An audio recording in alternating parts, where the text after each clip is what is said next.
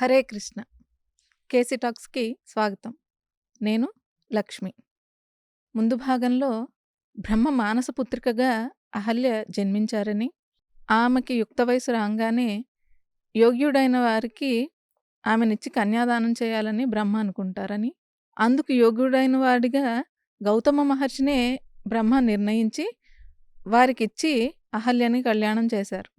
కళ్యాణం ఎందుకంటే కేవలం ఈ ఐహిక సుఖాల కోసమే కాకుండా ఆత్మ ఉద్ధతికి కూడా ఉపయోగపడేలా కళ్యాణం అనేది ఉండాలని మనకి ఈ విషయం ద్వారా అర్థమైంది. గౌతమ మహర్షి అహల్యకు అలానే ఇంద్రునికి శాపం ఇచ్చారని, రామచంద్రమూర్తి పాద స్పర్శ చేత జడ పదార్థంగా ఉన్న అహల్య మానవ రూపం తీసుకుని మళ్ళా గౌతమ మహర్షిని చేరుకున్నారని తెలుసుకున్నాం. ఆ తర్వాత ఏం జరిగిందో మనం కృష్ణ చైతన్య గారిని అడిగి తెలుసుకుందాం. హరే కృష్ణ. హరే కృష్ణ. అహల్య గౌతముల వృత్తాంతం తర్వాత ఏం జరిగిందో మీరు మాకు వివరించండి.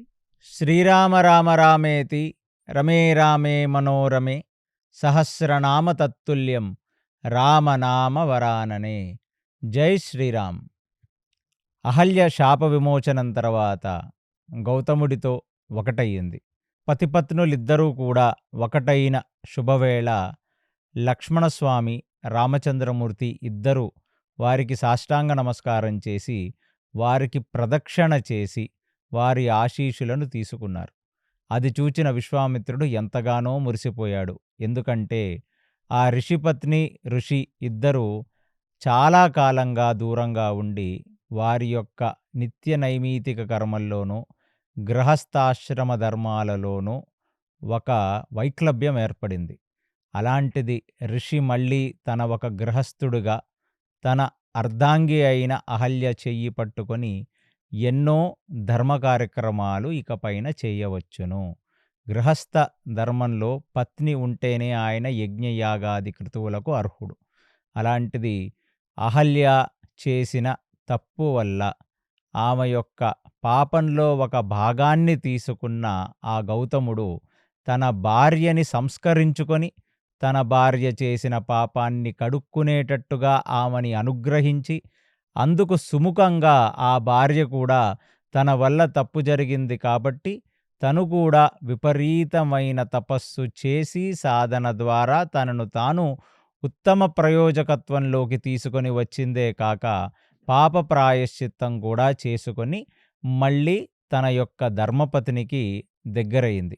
ఇదంతా కూడా ఒక పెద్ద కావ్యంగా చూశాడు, ఒక పెద్ద ఎపిసోడ్గా చూశాడు విశ్వామిత్రుడు. ఎంతగానో ఆనందించాడు. అలాంటి ఈ ఎపిసోడ్ని వాల్మీకి మరీ చాలా చక్కగా వర్ణించారు. ఎందుకంటే పంచమహాపాతకాలు చేసిన వాడైన అతను రామస్పర్శ చేత, రాముడి యొక్క కాలిధూళి చేత కంప్లీట్లీ ఆ పాపములను కడుక్కున్నవాడై ఆయన పరివర్తన చెందుతాడు అనే ఒక అద్భుత విషయాన్ని ఆయన ఈ సన్నివేశం ద్వారా ధృవీకరిస్తున్నారు వాల్మీకి. ఇక అక్కడి నుంచి మళ్ళీ ఆ ఋషిముని ఆశ్రమం మళ్ళీ చాలా వైభవోపేతంగా ఉండబోతుంది. ఎన్నో రకాల యజ్ఞయాగాదులు క్రతువులు గౌతముడి ఆధ్వర్యంలో గౌతముడి ఆశ్రమంలో జరగబోతున్నాయి. ఆ ఆశ్రమానికి మళ్ళీ పునర్వైభవం సంతరించుకోబోతుంది. అలాంటి ఒక పుణ్యఫలం ఆ నరుడుగా పుట్టిన రామచంద్రమూర్తికి లభించబోతుంది. అందుకనే పెళ్లికి ముందు ఆ వైకౌమార దశలో ఎటువంటి పాపములు చెయ్యకుండా మంచి పుణ్యకర్మలను ఆచరించిన వాళ్ళకి సీతలాంటి భార్య దొరుకుతుందనేది ఈ వృత్తాంతం ద్వారా కూడా వాల్మీకి మనకు చెప్తున్నారు. అందుకనే పెళ్లికి ముందు ఎంతో కొంత ధర్మం తెలుసుకున్న ఒక బ్రహ్మచారి ఎన్నో రకాల సత్కర్మలను చేసి పుణ్యముని సంపాదించుకోవాలి. ఆ పుణ్యఫలం వల్లనే ఆయనకి ఒక మంచి స్త్రీమూర్తి, ఆవిడ ద్వారా ఒక సత్సంతానం కలుగుతుంది. ఇప్పుడు అక్కడి నుంచి రామచంద్రమూర్తిని తీసుకొని విశ్వామిత్రుడు ఆ మిథిల నగరానికి కొనసాగాడు. కొంతసేపు వారు నడిచిన తర్వాత వారు ఆ మిథిల నగరానికి వచ్చారు. ఈ మిథిల నగరం ఎక్కడుంది అంటే ఇవాళ దాని పేరు జనక్పూర్. అది నేపాల్లో ఉంది. బీహార్ నుంచి జస్ట్ కొన్ని కిలోమీటర్ల దూరంలోనే ఈ జనక్పూర్ మొదలవుతుంది. ఆ జనక్పూర్లోనే సీతామాత జననం కూడా జరిగింది. ఆ ప్రదేశానికే రాజు జనకుడు. అందుకనే ఆయన పేరు జనకుడు. ఆయన ఏలించిన ప్రాంతం పేరే జనక్పూర్. అది మిథిల ప్రదేశంగా మనకు వాల్మీకి రామాయణం నందు చెప్పబడుతుంది. అలాంటి ఒక నగరం లోపలికి ఎంటర్ అయిన కొన్ని నిమిషాలలోనే ఇది ఆ నోట ఈ నోట పాకి ఫైనల్లీ అక్కడ రాజగురువైన శతానందుడికి తెలిసింది. విశ్వామిత్రుడు ఇద్దరు వైకౌమార దశలో ఉన్న యవ్వనంలో ఉన్న బాలులను తీసుకొని వచ్చాడు అని. అది విన్నవాడు ఆగమేఘాల మీద రాజ అంతఃపురం నుంచి పరిగెత్తుకుంటూ వాళ్ళు ఎక్కడైతే నడుచుకుంటూ ఆ మిథిల నగర వీధుల్లో నడుచుకుంటూ వెళుతున్నారో అక్కడికి వచ్చేసాడు. వచ్చేసి ఆ ఋషితూల్యుడికి నమస్కరించి, ఆ ఋషితూల్యుడికి సాష్టాంగ నమస్కారం చేసి, ఆయనకి అర్ఘ్యపాద్యాదులిచ్చి, అక్కడ బ్రాహ్మణోత్తములందరి చేత ఒక పూర్ణ కుంభంతో విశ్వామిత్రుణ్ణి మిథిల రాజ్యంలోకి ఆహ్వానపరుస్తూ, ఆయన్ని తీసుకొని వెళ్ళి ఆ జనకుడు ఏ రాజసింహాసనం మీదైతే కూర్చొని రాజసభ నడుపుతాడో అలాంటి ఒక సభలోకి తీసుకొని వెళ్ళి విశ్వామిత్రుణ్ణి, రామచంద్రమూర్తిని, లక్ష్మణుణ్ణి ఇద్దరిని అక్కడ కూర్చోబెట్టాడు. ఆయన కూర్చోబెట్టిన మరుక్షణమే అక్కడికి జనక మహారాజు వచ్చారు. ఎందుకంటే జనక మహారాజు ఒక పెద్ద యాగం చేస్తున్నారు ఆ మిథిల సామ్రాజ్యంలో, ఆ జనక్పూర్‌లో. ఆయన ఆ యాగం మధ్యలో ఉన్నాడు. అక్కడున్న ఋత్విక్కులు ఆ యాగాన్ని ముందుకు తీసుకువెళుతుండగా వారి అనుమతితో ఆయన సాధుపుంగవుడైన విశ్వామిత్రుడిని కలవటానికి వచ్చాడు. ఆయన యొక్క రాజగురువైన శతానందుడు అప్పుడు వరకు అతిథి మర్యాద సత్కారములన్నీ ఆయన చేస్తున్నాడు. ఇలా విశ్వామిత్రుణ్ణి చూచిన జనకుడు ఎంతగానో ఆనందించి, తమ రాకతో మా మిథిల రాజ్యం పునీతమయ్యింది. విశ్వామిత్ర, అసల మీ యొక్క దర్శన భాగ్యమే నాకు పరమానందభరితం. కాబట్టి మీరు మా దగ్గర ఉండి, మా అతిథి మర్యాదలన్నీ స్వీకరించి, మా యజ్ఞాన్ని కూడా చూచి, మాకు ఎన్నో రకాల సలహాలు ఇవ్వవలసినది అని కోరాడు. కోరగానే విశ్వామిత్రుడు ఆ జనకుడికి, శతానందుడికి ఇద్దరినీ చూచి వారి యోగక్షేమములను కనుక్కొని, ఈ ఇద్దరు బాలులు ఉన్నారు గదా, వీరెవరనుకుంటున్నావు అన్నాడు. అనగానే జనకుడు ఆ రామచంద్రమూర్తిని చూడగానే ఎక్కడ లేని అనుబంధం, ఎక్కడ లేని వాత్సల్యము ఆయన యందు కలిగింది. ఆయన ఎవరో తెలీదు. కానీ ఆ ముఖబింబాన్ని చూస్తే మాత్రం అది ఏదో ఒక యోగి పుంగవుడు, తపస్వి ఎలా ఉంటాడో అలాగ ఉన్నాడట రామచంద్రుడు జనక మహారాజుకి. ఎందుకంటే జనకుడు సాక్షాత్తు ఒక రాజర్షితో సమానం. ఆయన మహాజనులలో ఒకడు ఈ జనకుడు. యోగి పుంగవుడు అంటే క్షత్రియ దేహంలో ఉన్న ఒక ఋషి. అలాంటి ఒక రాజు నభూతో న భవిష్యతి అంటే ఇతకు ముందెప్పుడు లేడు, ఇక ముందెప్పుడు రాబోడు. ఎందుకంటే ఎటువంటి అహంకారము లేని ఒక క్షత్రియ దేహమునందు బ్రతుకుతున్న ఒక ఋషిగా మనకు జనక మహారాజుని పోల్చారు. అలాంటి వాడు చూడగానే ఆయన సిక్స్త్ సెన్స్ ముందే చెప్పేసింది.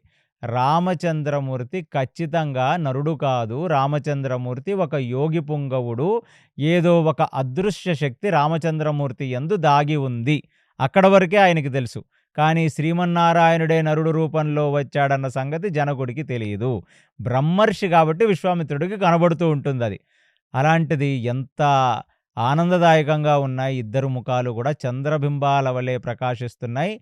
మంచి సంస్కారముల చేత సంస్కరింపబడిన పిల్లల్లాగా కనబడుతున్నారు. ఎవరు విశ్వామిత్ర ఈ ఇద్దరు బాలులు, ఎవరు మహర్షి అని అడగగానే అప్పుడు సూర్యవంశానికి చెందిన ఆ ఇక్ష్వాకు కులంలో వస్తున్న దశరథుడి యొక్క సుపుత్రులు నాయన వీళ్ళిద్దరూ. అలాంటిది నేను నా కౌశికీ నదీ తీరంలో తపస్సు చేసుకుండగా అక్కడికి సిద్ధాశ్రమానికి చెందిన ఋషులు, మునులు నా దగ్గరికి వచ్చి ఎన్నో రకాలుగా మమ్మల్ని అసురులు బాధ పెడుతున్నారు. మీరు వచ్చి మీరే బ్రహ్మర్షి కాబట్టి ఈ యజ్ఞయాగాదులను ముందుకు తీసుకువెళ్ళవలసినది అని నాకు ఆదేశిస్తే, నేను లోక కళ్యాణార్థమై నా యొక్క బ్రహ్మర్షి ధర్మంగా అక్కడికి వచ్చి సిద్ధాశ్రమంలో నేను యజ్ఞయాగాదులు చేసుకుంటున్నప్పుడు నాకు అర్థమయ్యింది ఈ ఋషులు, యోగులు త్రైతాయుగంలో ఇప్పుడు ఉన్న పరిస్థితులలో ఎంత బాధపడుతున్నారు రాక్షసుల చేత అని. అప్పుడు నాకు సహాయార్థమై ఆ ప్రదేశాన్ని పరిపాలిస్తున్న దశరథుడి దగ్గరికి వెళ్తే, దశరథుడికి యవ్వనంలో ఉన్న పిల్లలున్నారన్న సంగతి తెలుసుకున్న నేను, నాకు రామచంద్రమూర్తిని ఇవ్వవలసినది. ఎందుకంటే ఆయన తన యొక్క క్షత్రియ ధర్మంలో నెక్స్ట్ లెవెల్ పాస్ అవ్వాలి కాబట్టి, ఆయన వచ్చి ఈ ఋషులు, మునులు చేస్తున్న యజ్ఞాన్ని యజ్ఞరక్షకుడై తన యొక్క క్షత్రియ ధర్మాన్ని ఆచరించాలని నేను అడుగుతుండగా దశరథుడు నిరాకరించాడు మొదట. తర్వాత వశిష్ఠుడు చెప్పిన తర్వాత, సరే ఎన్నో రకాలుగా ఇగ రాజ్యాన్ని రాముడి చేతిలోనే పెట్టబోతున్నాం.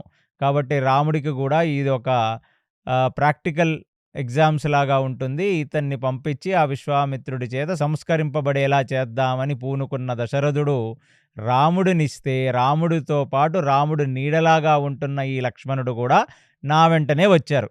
రావటమే కాకుండా కేవలం ఎలిమెంటరీ స్కూల్లో వశిష్ఠుడి దగ్గర చదువుకున్న ఆ ధనుర్విద్యతోనే తాటక సంహారం చేసి, కరూంచి, మాలిద నగరాలను వాళ్ళు కాపాడటమే కాకుండా, నా దగ్గర నుంచి సమస్త అస్త్రశస్త్రాలు నేర్చుకున్న రామచంద్రమూర్తి ఆ సిద్ధాశ్రమంలో 6 రోజుల పాటు ఆకలి దప్పికలు, నిద్ర లేకుండా ఆయన కాపాడి యజ్ఞాన్ని మొత్తం దగ్గర ఉండి రక్షించిన తర్వాత చివరాఖరి దశలో పూర్ణకుంభం ఇస్తున్నప్పుడు వచ్చిన ఆ మారీచ సుబాహులను నిగ్రహించి ఎందరో అసురుల గుండెల్లో సింహస్వప్నమయ్యాడు. అది చూచిన దైత్యులు అందరూ కూడా అక్కడి నుంచి పారిపోయిందే కాక, ఇక్కడ గొప్ప క్షత్రియ వీరులు తిరుగుతున్నారని చెప్పి, ఇప్పుడు దండకారణ్యంలో ఎటువంటి ఋషులు, మునులు చేస్తున్న యజ్ఞయాగాదులను వారు ఇబ్బంది పెట్టట్లేదు, పాడి చెయ్యట్లేదు. ఇలాంటి వైభవోపేతమైన మనుషులు ఈ రామలక్ష్మణులని చెప్పగానే జనకుడు, శతానందుడు ఎంతగానో ఆనందపడిపోయి, పిట్ట కొంచెం కూతగనమని చూడటానికి ఆ మీసాలు అప్పుడప్పుడే మొలుస్తున్న బాలులు వీళ్ళిద్దరూ కలిసి పెద్ద పెద్ద పేర్లు చెప్పాడు విశ్వామిత్రుడు. తాటక అని, మారీచని, సుబాహు అని, ఎందరో రాక్షసులని. అలాంటి వాళ్ళని నిగ్రహించగలిగారా? నిజంగా పెట్టి పుట్టారు నాయనా. క్షత్రియ యోనులలో పుట్టిన కులతిలకాలు మీరంతా. మీ పూర్వీకులు ఎంత పుణ్యం చేసుంటే మీలాంటి వాళ్ళు ఆ వంశాల్లో పుట్టారో, ఆ పళ్ళని చూస్తేనే చెట్టు యొక్క విలువ మాకు అర్థమైపోతుందని చెప్పి జనకుడు, శతానందుడు ఇద్దరు ఒకళ్ళ ముఖాలొకళ్ళు చూస్తూ ఆశ్చర్య భరితులై రామచంద్రమూర్తిని కింద నుంచి పై వరకు చూశారంట. అంటే ఈ పిల్లవాడా ఇంత గొప్ప పనులు చేసింది అని. అంటే ఫస్ట్ ఇంప్రెషన్, మామగారి మనసులో అల్లుడి యొక్క గొప్పతనాన్ని స్థాపిస్తున్నాడు విశ్వామిత్రుడు. ఇది అయిపోయిన తర్వాత వాళ్ళిద్దరూ రామచంద్రమూర్తిని చూస్తుంటే ఆపాదమస్తకంగా చూశారంట. అంటే కింద నుంచి పై వరకు జనకుడు చూస్తుంటే, జనకుడు శతనాభుడి యొక్క కళ్ళని చూచిన విశ్వామిత్రుడు, అదే కాదు చాలా విచిత్రం జరిగింది శతానంద. ఏం జరిగిందంటే, మేము వస్తుండగా అక్కడ గౌతముడి ఆశ్రమం వచ్చింది. గౌతముడి ఆశ్రమం అని చెప్పగానే శతానందుడి ముఖంలో ఇప్పుడు వరకు వెలిగిపోతున్న ముఖం కాస్త కొంచెం కృంగి కల కిందకు పెట్టుకొని వినటం మొదలుపెట్టాడు. విను శతానంద, ఎందుకు తల కిందకు దించుకుంటున్నావు? అక్కడ ఏమి జరిగిందంటే, ఆ రాముడు నన్ను అడిగాడు, ఏమిటి విశ్వామిత్ర మహర్షి, ఈ ఆశ్రమం అంతా వెలవెలబోతుంది మనుషులు లేకుండా, ఎక్కడికి పోయారు ఈ ఆశ్రమవాసులంటే, నువ్వు వెళ్ళి ఒకసారి ఆశ్రమాన్ని చూడవలసినది అని చెప్పి, నేను రామచంద్రమూర్తిని ఆశ్రమంలో తీసుకొని వెళ్ళి, అక్కడ అహల్య గౌతములున్న కుటీరంలోకి నేనెప్పుడైతే తీసుకువెళ్ళానో, అక్కడ ఈ బాలుడి యొక్క పాద స్పర్శ కుటీరంలో పడిన మరుక్షణం గాలి రూపంలో కేవలం గాలి మీద బ్రతుకుతున్న మీ అమ్మగారైన అహల్య శాప విమోచనం జరిగింది. శాప విమోచనం జరిగి ఒక స్త్రీమూర్తిగా నిలబడి చేజోడ్చి ఆ రామచంద్రమూర్తికి నమస్కరిస్తూ నిలబడుతుండగా, అక్కడికి అమాంతంగా హిమవద్గిరి పర్వతాల దగ్గర నుంచి నీ తండ్రైన గౌతముడు వచ్చాడు. వాళ్ళిద్దరూ మళ్ళీ ఒకటయ్యారు. అన్ని సంవత్సరాల, వేల సంవత్సరాల తపస్సు తర్వాత ఆ గౌతముడు, అహల్య ఇద్దరూ ఒకటై ఇప్పుడు ఆ ఆశ్రమంలో బ్రతుకుతున్నారన్న సంగతి ఎప్పుడైతే విశ్వామిత్రుడు చెప్పాడో, ఆ శతానందుడు పరమానందభరితుడై రామచంద్రమూర్తి యొక్క పాదాల వైపు చూసుకుంటూ కళ్ళెమ్మట అశ్రుధార కార్చేశాడంట. అంటే మీకు ఈ కథలో ఆల్రెడీ అర్థమైపోయింది. శతానందుడు అహల్యకి, గౌతముడికి పుట్టిన పిల్లవాడు అందుకు శతానందుడికి చెప్తున్నాడు. ఎప్పుడైతే అహల్య గౌతమ ఆశ్రమం అని చెప్పగానే శతానందుడు ముఖం కొంచెం కృంగిందంటే, ఏదో ఒక మూల శతానందుడికి నా తల్లిదండ్రులు ఇద్దరూ ఒకటిగా లేరు. పాపం మా వంశాన్ని ఏదో పాపం పట్టి కుదిపేసినట్టుగా కొన్ని వందల సంవత్సరాలుగా ఆ ఆశ్రమ ప్రాంగణమంతా గూడా మనుషులు లేకుండా, యోగి పుంగవులు లేకుండా వెలవెలలాడిపోతుంది. అదే కాకుండా నా తండ్రి గారు మనశ్శాంతి కోల్పోయాడు. నా తల్లి కేవలం శరీరము లేకుండా జడ వస్తువులాగా ఇన్ని సంవత్సరాలు బ్రతికింది అని ఎక్కడో ప్రతిరోజు సంధ్యావందనాది క్రతువులు చేసుకుంటున్న ఆ శతానందుడి మనసులో ఒక వెలితి, ఒక బాధ. అలాంటి ఒక బాధని ఎవరు తీర్చగలరో గూడా తెలీదు. అలాంటిది తీర్చింది రామచంద్రమూర్తి అని ఏ క్షణంలో అయితే విశ్వామిత్రుడు చెప్పాడో, శతానందుడికి అర్థమైపోయింది వచ్చినవాడు రాముడు. వచ్చినవాడు నార్మల్ మనిషి కాదు. ఎందుకంటే తండ్రిచ్చిన శాపం ఆ శతానందుడికి తెలుసు. ఎప్పుడైతే నారాయణుడు రామావతారంలో వస్తాడో ఆ రామచంద్రమూర్తి యొక్క పాదస్పర్శ చేత పునీతురాలు అయి నీకు మళ్ళీ శరీరం దక్కుతుంది అని. అంతే.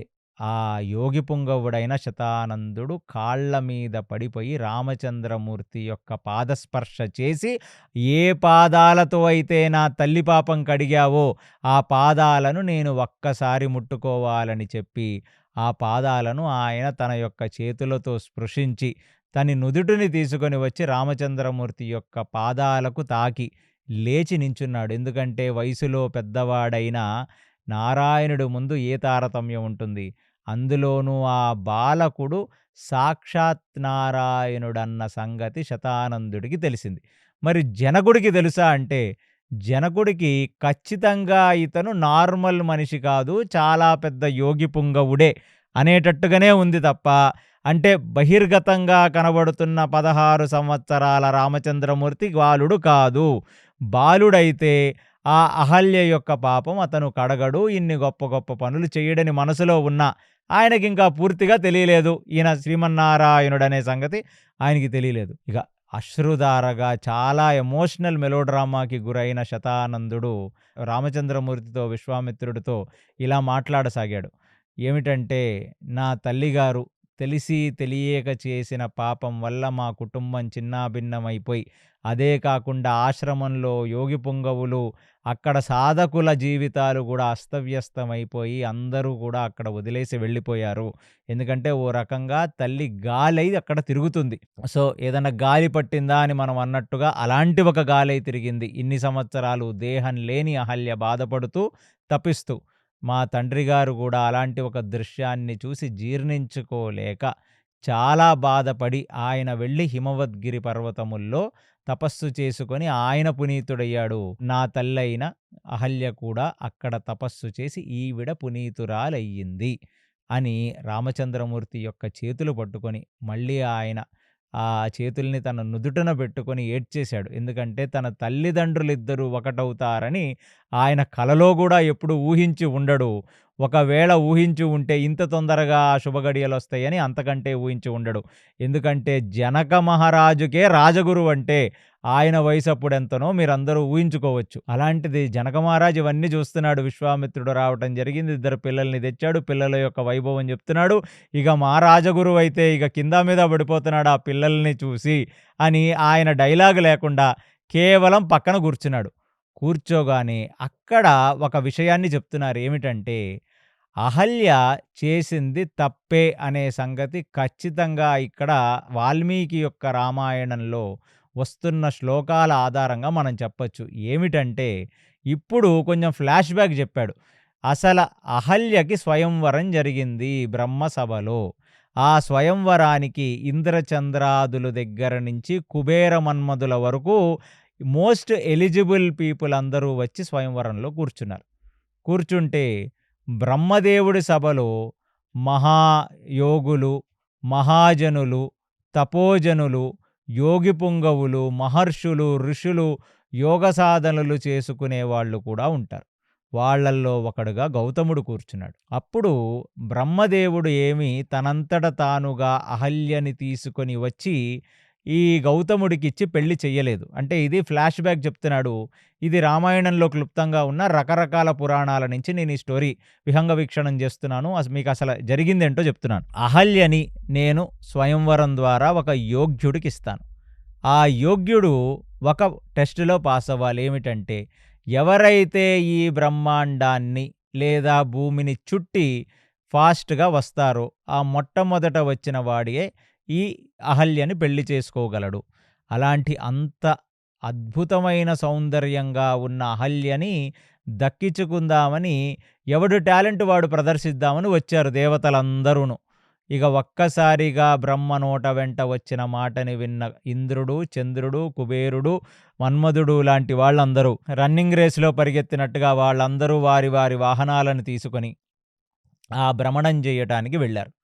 వెళ్ళగానే అక్కడ యోగి పుంగవుడు అయిన గౌతముడు లేచి ఆ సభలోనే ఉన్న కామధేనువు దగ్గరికి వెళ్ళి ఆ కామధేనువు యొక్క వెనక భాగాన నమస్కరించి కామధేనువు యొక్క తోక భాగాన ఆయన నిలబడి ఆయన వేదపారాయణం చేసుకుంటూ ప్రదక్షిణ చేశాడు కామధేనువుకి. ఒక్కసారి కామధేనువుకి ప్రదక్షిణం చేసి వచ్చి బ్రహ్మ ముందు నిలబడి ఉన్న ఆ గౌతముణ్ణి చూచిన మరుక్షణం బ్రహ్మ డిక్లేర్ చేసేశాడు, బ్రహ్మాండాన్ని మొత్తం చుట్టి వచ్చిన వాడు గౌతముడు అని. అప్పటికి చాలా ఆగమేఘాల మీద వెళ్ళిన దేవతలందరూ కూడా మరికొన్ని నిమిషములలోనో వారికున్న ఫాస్ట్ ఫేస్ వెహికల్స్, పెద్ద పెద్ద వాహనాలుంటాయి వాళ్ళందరికీ సూక్ష్మ శరీరాలుగా, వాళ్ళు కూడా చుట్టొచ్చి అసల గౌతముడు ఎలాగ మానకంటే దేవతలం మేము, ఆ ఋషులు యజ్ఞం చేస్తే వాళ్ళు మాకు హవిష్యులిస్తే మేమొచ్చి హవిష్యులు తీసుకొని మా కారుణ్యం చేత వాళ్ళు ఋషులు మునులు బ్రతుకుతారు యజ్ఞయాగాదులు చేసుకుంటూ. అలాంటి గౌతముడు ఇంత టాలెంటెడ్ ఎలాగా, అసలు ఎలా భూమిని చుట్టొచ్చాడంటే అప్పుడు బ్రహ్మ చెప్పాడు, నాయనా యోగి పుంగవులకు ఇంటెలిజెన్స్ చాలా ఎక్కువ ఉంటుంది. ఇంటెలిజెన్స్ కంటే ఎక్కువ జ్ఞానం అంటే విజ్డమ్ ఉంటుంది.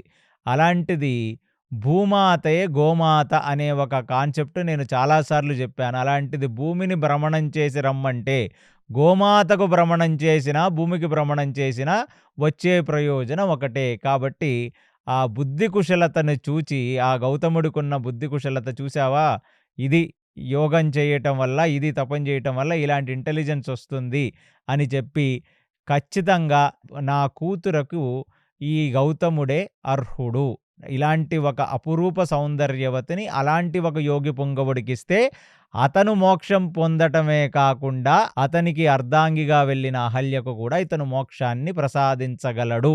కాబట్టి తండ్రి బాధ్యత కేవలం అమ్మాయిని ఒక గొప్పింటికిచ్చి పెళ్లి చేయటమే కాదు, తన యొక్క ఆత్మ ఉద్ధతికి ప్రయోజనం కలిగేలాగా తండ్రి కూడా ప్రవర్తించాలి. కాబట్టి ఇంద్ర, చంద్ర, కుబేర, మన్మథ మీలాంటి వాళ్ళని చేసుకొని నా కూతురు ఇహంలో సుఖపడుతుందేమో కానీ మోక్షయోగ్యురాలైతే కాలేదు, కాబట్టి ఈ గౌతముడికే నేనిస్తున్నాను అనే సంగతి చెప్పాడు.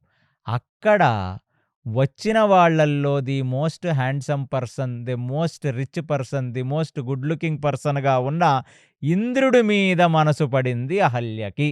అలాంటి ఇంద్రుడిని చూచిన అహల్యని ఇంద్రుడు కూడా చూచి తనను కూడా వ్యామోహించాడు ఇంద్రుడు. ఇది ఫ్లాష్ బ్యాక్‌లో జరుగుతున్న కథ ఇదంతా. కానీ గౌతముడు యోగి పుంగవుడు కాబట్టి అతన్ని పెళ్లి చేసుకున్న అహల్య అతనితోనే ధర్మపత్నిలాగా ఉంటూ, సధర్మచారిణిగా ఉంటూ అన్ని రకాలుగా సేవ చేసుకుంటూ ఉంది పాపం. ఆవిడ మనసులో ఆ క్షణానికి స్వయంవరంలో నన్ను కోరుకోటానికి ఇంద్రుడు లాంటి వాడు వచ్చాడు అని మనసులో ఉందే తప్ప, ఏ క్షణమైతే పాణిగ్రహణ సంస్కారము చేత కన్యాదానము చేసేశాడో బ్రహ్మ, తన మనసునందు కూడా ఎలాంటి వాడి పూనిక లేకుండా పాపం బ్రతుకుతుంది అహల్య. సో అక్కడ అహల్యకి 100కు 100 మార్కులు వెయ్యాలి. కానీ వాసన తన మనసులో శారీరకంగా, వైభోగపరంగా, సామాజికంగా సుఖపడదామనే ఒక ఆలోచన ఖచ్చితంగా అహల్య మనసులో ఉంది. అది పసికట్టిన ఇంద్రుడు ఇప్పుడు గౌతముడి యొక్క పుణ్యఫలాన్ని తగ్గించాలి. అంటే నేను మళ్ళీ చెప్పాను, మీరందరూ ఈ లాస్ట్ ఎపిసోడ్ చెప్పిన తర్వాత చాలామంది కామెంట్స్‌లో పెట్టారు, కొందరు మెసేజ్‌లు చేశారు, ఈ స్టోరీ మాకు కన్విన్సింగ్‌గా లేదండి, ఎందుకు అసల గౌతముడు ఈ బాధ పడాలి అని. మీరందరూ అర్థం చేసుకోవాల్సింది ఏమిటంటే, ఋషులకు గాని, మునులకు గాని అంటే ఇహంలో ఇంకా మోక్ష సాధన పూర్తి చెయ్యలేని వాళ్ళకి, ఇంకా మోక్ష సాధన పూర్తి చెయ్యటానికి సమయం ఉన్న వాళ్ళకి, అంటే ఇన్‌కంప్లీట్ మోక్ష సాధనలో ఉన్న వాళ్ళందరికీ గూడా ఆ సాధనకు అభిమాన దేవత ఇంద్రుడే. ఇంద్రుడే వాళ్లకు వీళ్ళు ఎంత సాధన చేశారు, ఇక ముందు వాళ్ళ సాధనని ఎలా సంస్కరించాలో చూచుకునే నైతిక బాధ్యత ఇంద్రుడిదే. అలాంటిది పాయింట్ నంబర్ 1 ఇంద్రుడెందుకొచ్చాడు? ఎవరైనా ఒకళ్ళు గొప్ప సాధన చేస్తుంటే ఇంద్రుడు వాళ్ళని పరీక్షించడానికి వస్తాడు. ఇప్పుడు గౌతముడు ఖచ్చితంగా కామానికి పడడు. విశ్వామిత్రుడు కామానికి పడ్డాడు మేనక వల్ల. అలా రకరకాల మునులు, రకరకాల ఋషులు ఆ అప్సరసలను పంపించటం వల్ల కామానికి పడతారు. కానీ ఇక్కడ గౌతముడు కామానికి పడే వ్యక్తి కాదు. కాబట్టి క్రోధ, మోహ, లోభ, మద, మాశ్చర్యం దేనికైనా ఒకదానికి పడతాడా లేదా పరీక్షించాలి. అంటే ఇంద్రుడు నిజంగా వచ్చింది అహల్యని భోగించటానికే అని చెప్పటానికి కుదరదు. ఎందుకంటే ఇంద్రుడికి మనలాగా ఈ పంచభూతాకృతమైన శరీరం ఉండదు. పాయింట్ నంబర్ 1 వాళ్ళు సూక్ష్మ శరీరాల్లో ఉంటారు. ఇది పాయింట్ నంబర్ 1. 2 సంపర్క ఉపేక్ష చేత వాళ్ళు ఎవరైనా ఒకళ్ళని అనుభవించాలని అనుకుంటే ఫస్ట్ వాళ్ళ మనసులో ఆలోచన రాదు. ఆ వికారాన్ని మనం తీసేయాలి. అనుకుంటే వాళ్ళే మన శరీర అంగములుగా ఉంటారు. ఇంద్రుడు, చంద్రుడు, సూర్యుడు, వాయువు, మొత్తం మరూతులందరూ మనిషి శరీరంలోనే ఉంటారని నేను గతంలో చెప్పాను మీకంతా. 3,000,000 దేవతలు మన శరీరం లోపలే ఉంటారు. వారు ప్రత్యేకించి ఇంకొక పంచభూతాకృత శరీరం తీసుకొని ఒక స్త్రీమూర్తిని భోగించవలసిన దౌర్భాగ్య స్థితిలో వాళ్ళుండరు. కాబట్టి ఇది కేవలం అసల గౌతముడి యొక్క తారతమ్యం, గౌతముడి యొక్క యోగ్యత, గౌతముడి యొక్క పాత్రతని పరీక్షిద్దామనే ఆలోచన ఇంద్రుల్లో ఉంది. నాకు దక్కని అహల్య గౌతముడికి ఎలా దక్కిందనే ఒక మాశ్చర్యం ఖచ్చితంగా ఇంద్రుడిలో లేదు. కాబట్టి గౌతముడు అహల్యని పెళ్లి చేసుకున్నాడు.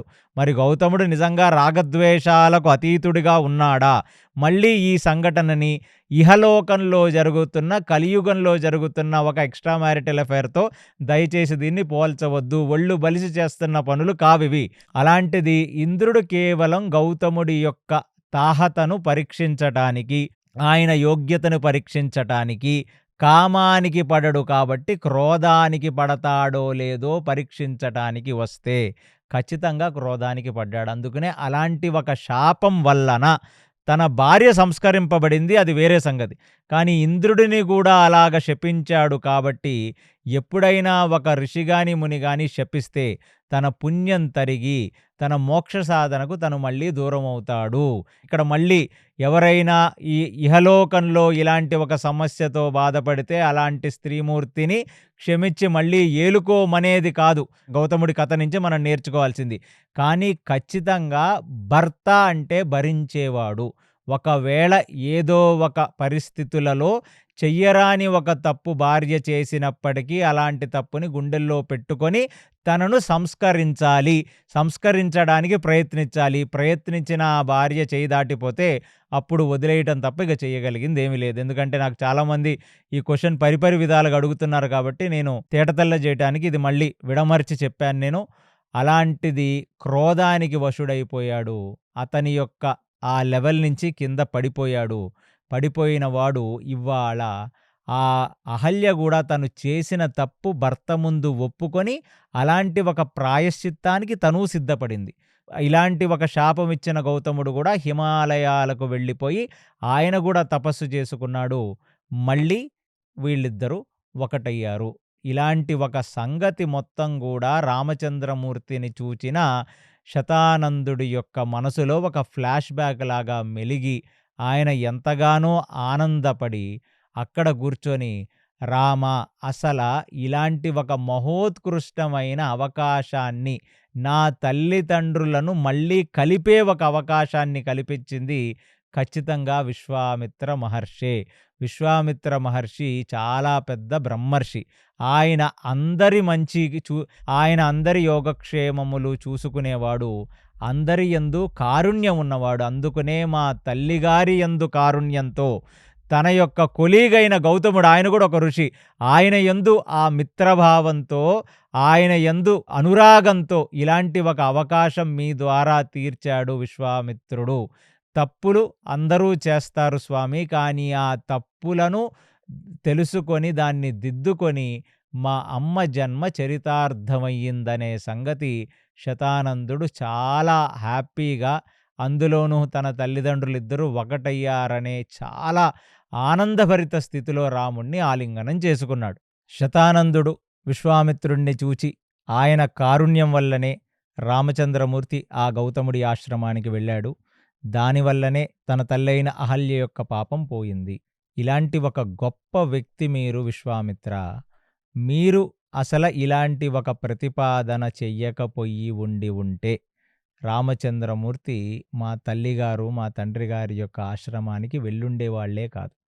అలాంటిది రామచంద్ర, ఇలాంటి విశ్వామిత్రుడు ఎన్ని రకాలుగా మిమ్మల్ని సంస్కరిస్తూ, అంటే రామచంద్రమూర్తితో అంటున్నాడు శతానందుడు, మిమ్మల్ని సంస్కరిస్తూ తీసుకువస్తున్నాడో, అసలు ఆయన మామూలు వ్యక్తి కాదు. ఆయన యొక్క పూర్వీకుల వైభవం గురించి గాని, ఆయన వైభవం గురించి గాని మీకు తెలుసా అని చెప్పి రామచంద్రమూర్తిని అడిగితే, రామలక్ష్మణులిద్దరూ కూడా ఆయన పూర్వీకుల గురించి మాకు కొంచెం చెప్పాడు గాని, ఆ విశ్వామిత్రుడి యొక్క వైభవం మాకు తెలియదు. మాకు విశ్వామిత్రుడి యొక్క వైభవం తెలియపరచవలసినది అని రామచంద్రమూర్తి శతానందుడిని అడుగుతున్నాడు. ఏమిటిక్కడ ఒక తత్వం అంటే, అసల విశ్వామిత్రుడు అందరి గురించి చెప్పాడు గాని తన గురించి తను చెప్పుకోలేదు. ఇవాళ ఆ శతానందుడు అహల్యా గౌతములకు పుట్టిన కొడుకు ఎప్పుడైతే తన తల్లిగారి యొక్క పాపం కడగబడటానికి రామచంద్రమూర్తిని అక్కడికి తీసుకువెళ్ళాడో, అలాంటి విశ్వామిత్రుడి పట్ల విపరీతమైన గౌరవం, ప్రేమ పెరిగింది శతానందుడికి. అందులో ఆ శతానందుడికి తెలుసు ఇప్పుడు విశ్వామిత్రుడు సాక్షాత్తు బ్రహ్మర్షే. కాబట్టి ఆయన వైభవం ఆయన నోట్లోంచి ఎలా చెప్పుకుంటాడు రామచంద్రమూర్తికి? కాబట్టి రామచంద్రమూర్తి పెళ్లి ముందు అసలు ఏ గురువు ద్వారా అయితే సంస్కరింపబడ్డాడో రామచంద్రమూర్తి, ఏ గురువు ద్వారా అయితే సమస్త అస్త్రశస్త్రాలు తీసుకున్నాడో ఆ గురువు గారి చరిత్రని ఇప్పుడు రామచంద్రమూర్తికి చెప్పాలనుకుంటూ ఇప్పుడు శతానందుడు విశ్వామిత్రుడి యొక్క గాథ మొదలుపెట్టాడు. పూర్వం విశ్వామిత్రుడు చంద్రవంశంలో పుట్టినవాడు. ఆ విశ్వామిత్రుడి చంద్రవంశంలో అన్నిటికంటే మొదలు బ్రహ్మ దగ్గర నుంచి మొదలవుతుంది. సో బ్రహ్మ కొడుకైన కుషుడు, కుషుడు కొడుకైన కుశనాభుడు, కుశనాభుడి కొడుకైన గాది, గాది కొడుకైన విశ్వామిత్రుడు ఆ రోజులలో కన్యకుబ్జ ప్రాంతంలో తను రాజధానిని నిర్మించుకొని ఆ కన్యకుబ్జ ప్రాంతం నుంచి సమస్త భూమండలాన్ని ఏలుతున్న రోజులవి. ఆ విశ్వామిత్రుడు ఎన్నో రకాల యజ్ఞయాగాదులు చేసి, ఎన్నో అశ్వమేధ యాగాలు చేసి, సమస్త భూమండలానికి రాజై క్షత్రియ ధర్మాన్ని పూర్తిగా నిర్వర్తిస్తూ, ధర్మాన్ని రక్షిస్తూ బ్రతుకుతూ ఉన్న రోజులు అవి. అలాంటిది ఒకసారి ఇంకా ఎక్కడైనా శత్రురాజులున్నారా, ఇంకా ఎక్కడైనా భూమి మీద అధర్మముందా అని తెలుసుకోవటం కోసం ఆ శత్రురాజులను, అసురులుగా బ్రతుకుతున్న రాజులను ఏరిపారేద్దామని తను ఒక యోజన సైనికులను తీసుకొని ఆ భూమండలం తిరుగుతూ యుద్ధాలు చేయసాగాడు. ఆ కన్యకుబ్జ ప్రాంతం నుంచి మొదలుపెట్టుకున్నవాడు ఎన్నో రకాల అసురరాజులను సంహరిస్తూ ముందుకు వెళ్ళి అలసి సొలసి మళ్ళీ తిరిగి కన్యకుబ్జ ప్రాంతానికి వస్తుండగా అక్కడ ఆయనకి వశిష్ఠ మహర్షి ఆశ్రమం కనపడింది. వశిష్ఠ మహర్షి ఆశ్రమం అని తెలుసుకున్న ఆ విశ్వామిత్రుడు తన యోజన సైనికులను ఆశ్రమం బయటే విడిచిపెట్టి యోగి పుంగవుల దర్శనార్థం, తనకు ఉన్న పాపములను కడుక్కోవటం కోసం, వారి ఆశీర్వాదాలు తీసుకోవటం కోసం ఆ వశిష్ఠుడి యొక్క ఆశ్రమం లోపలికి వెళ్ళాడు. వశిష్ఠుడు అప్పుడు ధ్యానంలో ఉన్నాడు. వశిష్ఠుడిని కలిచాడు. వశిష్ఠుడి యొక్క కృపాకటాక్షాలకు పాత్రుడైన విశ్వామిత్రుడు ఆయన యొక్క అనుగ్రహం చేత ఆయన ఆశీర్వాదములు తీసుకొని అక్కడి నుంచి ఇక నేను వెళ్ళిపోతానని చెప్పి ఇక సెలవు అని చెప్పి ఆ వశిష్ఠుడికి చైజోడ్చి నమస్కరించి నించున్న విశ్వామిత్రుడి యొక్క వడలిపోయిన ముఖాన్ని, ఆ సైనికులంతా కూడా అలసి సొలసిన వైనాన్ని చూసిన ఆ వశిష్ఠ ఋషి, మీరందరూ కూడా ఇక్కడ సేదదీరితే మీకు అన్న సంతర్పణ చేసి, మీకు అతిథి సత్కారములు తాంబూలాది అవన్నీ ఇచ్చి మిమ్మల్ని సేవించుకుంటాను అన్నాడు. అనగానే విశ్వామిత్రుడు నవ్వుతూ, యోజన సైనికులకు మీరేం భోజనం పెట్టగలరు స్వామి? మీదే ఒక ఆశ్రమం. ఆశ్రమం అంటే ఏముంటుంది? కందమూల ఫలాలు తప్ప మీరు తినేదేమీ లేదు. మేము ఇంటికెళ్ళి మేము మంచిగా భోజనం తింటాము అన్నాడు. పర్వాలేదు నాయనా, మీకు కావలసిన షడ్రుచులతోనే నేను భోజనం వడ్డించి పెడతాను అనగానే, మళ్ళీ పాపం ఆ యోగి పుంగవుడిని ఇబ్బంది పెట్టడం దేనికని చెప్పి, పర్వాలేదు స్వామి, ఇంకా కొంత దూరంలోనే మా కన్యకుబ్జ రాజ్యం ఉంది. అక్కడ ఆల్రెడీ మేము రాగానే మాకు అక్కడ అన్ని రకాల భోజన సదుపాయాలన్నీ వారు ఏర్పరిచారు. ఇంకా కొంచెం ప్రయాణిస్తే మేము వెళ్ళిపోతామంటే, ఇంటికి వచ్చిన అతిథి, అందులోనూ అలిసిపోయి వచ్చిన అతిథి, నీకు ఆతిథ్యం ఇవ్వటం, మీ ప్రజలకు భోజన సత్కారాలు చెయ్యటమే నా ధర్మం అని చెప్పి, ఆశ్రమానికి వచ్చిన వాడు ఆకలితో వెళ్ళకూడదనే ఒక నియమానుసారం వారందరినీ ఒక వరుసలో కూర్చుండబెట్టగానే, ఎక్కడ లేని సువాసనలతో భోజనం యొక్క వాసన రావటం మొదలుపెట్టిందట. ఆ సువాసనతోనే సగం కడుపు నిండింది ఈ యోజన సైనికులకు. ఇక ఒక్కసారి వడ్డన మొదలైతే ఎవరికి ఏది తినాలని ఉంటే అదొస్తుంది. అంటే ఎవరికన్నా మాకు కాకరకాయ తినాలని ఉందంటే కాకరకాయ, ఎవరికన్నా బీరకాయ, ఎవరికైనా పంజాబీ, అఫ్ఘాన్ అన్నీ ఏ భోజనం కావాలంటే ఆ భోజనం వచ్చేస్తుంది. అసలు ఒక నిమిషం విశ్వామిత్రుడు ఆశ్చర్యంలోకి జారుకున్నాడు. ఏమిటి నేను చూస్తున్నది నిజమేనా అని. ఎందుకంటే ఒకటి ఆనందం, యోజన సైనికులు కావలసిన షడ్రుచులతో భోజనం తింటున్నారు. ఇక విశ్వామిత్రుడు కూడా కూర్చుంటే, విశ్వామిత్రుడు మనసులో ఏవేవైతే కోరుకున్నాడో అవన్నీ విశ్వామిత్రుడి యొక్క విస్తరలోకొచ్చేశాయి. అంతా తిన్నాడు. తిన్న తర్వాత అక్కడ ఉన్నవాళ్ళందరూ ఆ వశిష్ఠుడి గుణగాణాలు చేశారంట. ఎప్పుడూ తినలేదు ఇలాంటి భోజనం. అంటే పర్ఫెక్షన్. ఏ కూరైనా ఎప్పుడూ తిననంత రుచిగా ఉంది అని చెప్పి వాళ్ళందరూ గూడా ఆ వశిష్ఠుడికి సాష్టాంగ నమస్కారం చేసి, ఇక విశ్వామిత్రుడు గూడా నమస్కారం చేసి, అక్కడి నుంచి వెళ్ళిపోదామని అనుకుంటున్న తరుణంలో విశ్వామిత్రుడికొక డౌటొచ్చి, వశిష్ఠా, నాకు తెలియక అడుగుతాను. ఇంతమంది జనాలకు ఒక రాజ అంతఃపురంలోనే ఇన్ని రకాల భోజనాలు వడ్డించి పెట్టడానికి కనీసం ఒక రోజు నోటీస్ అన్నా ఇవ్వాలి. అలాంటిది కొన్ని గంటల నోటీస్ గూడా ఇవ్వకుండా, నేనేదో ఆ దారి గుండా వెళుతూ మీ దర్శనం చేసుకుందాం, యోగి పొంగవుల ఆశీర్వాదం తీసుకుందామని ఇక్కడికి వస్తే, మీరు ఎలా చెయ్యగలిగారు? ఏమిటి ఈ అద్భుత శక్తి? నాకు చెప్పవలసినది అని అన్నాడు విశ్వామిత్రుడు. ఆయన అనుకున్నాడు ఏదో ఓం పట్ స్వాహ లాంటి మంత్రాలేయో ఉండి ఉంటాయని. దానిదేముంది నాయనా అని చెప్పి, నా దగ్గర ఒక విశేషమైన గోవు ఉంది. ఆ గోవు పేరు శబల లేదా నందిని. అది కామధేనువు యొక్క సంతతి.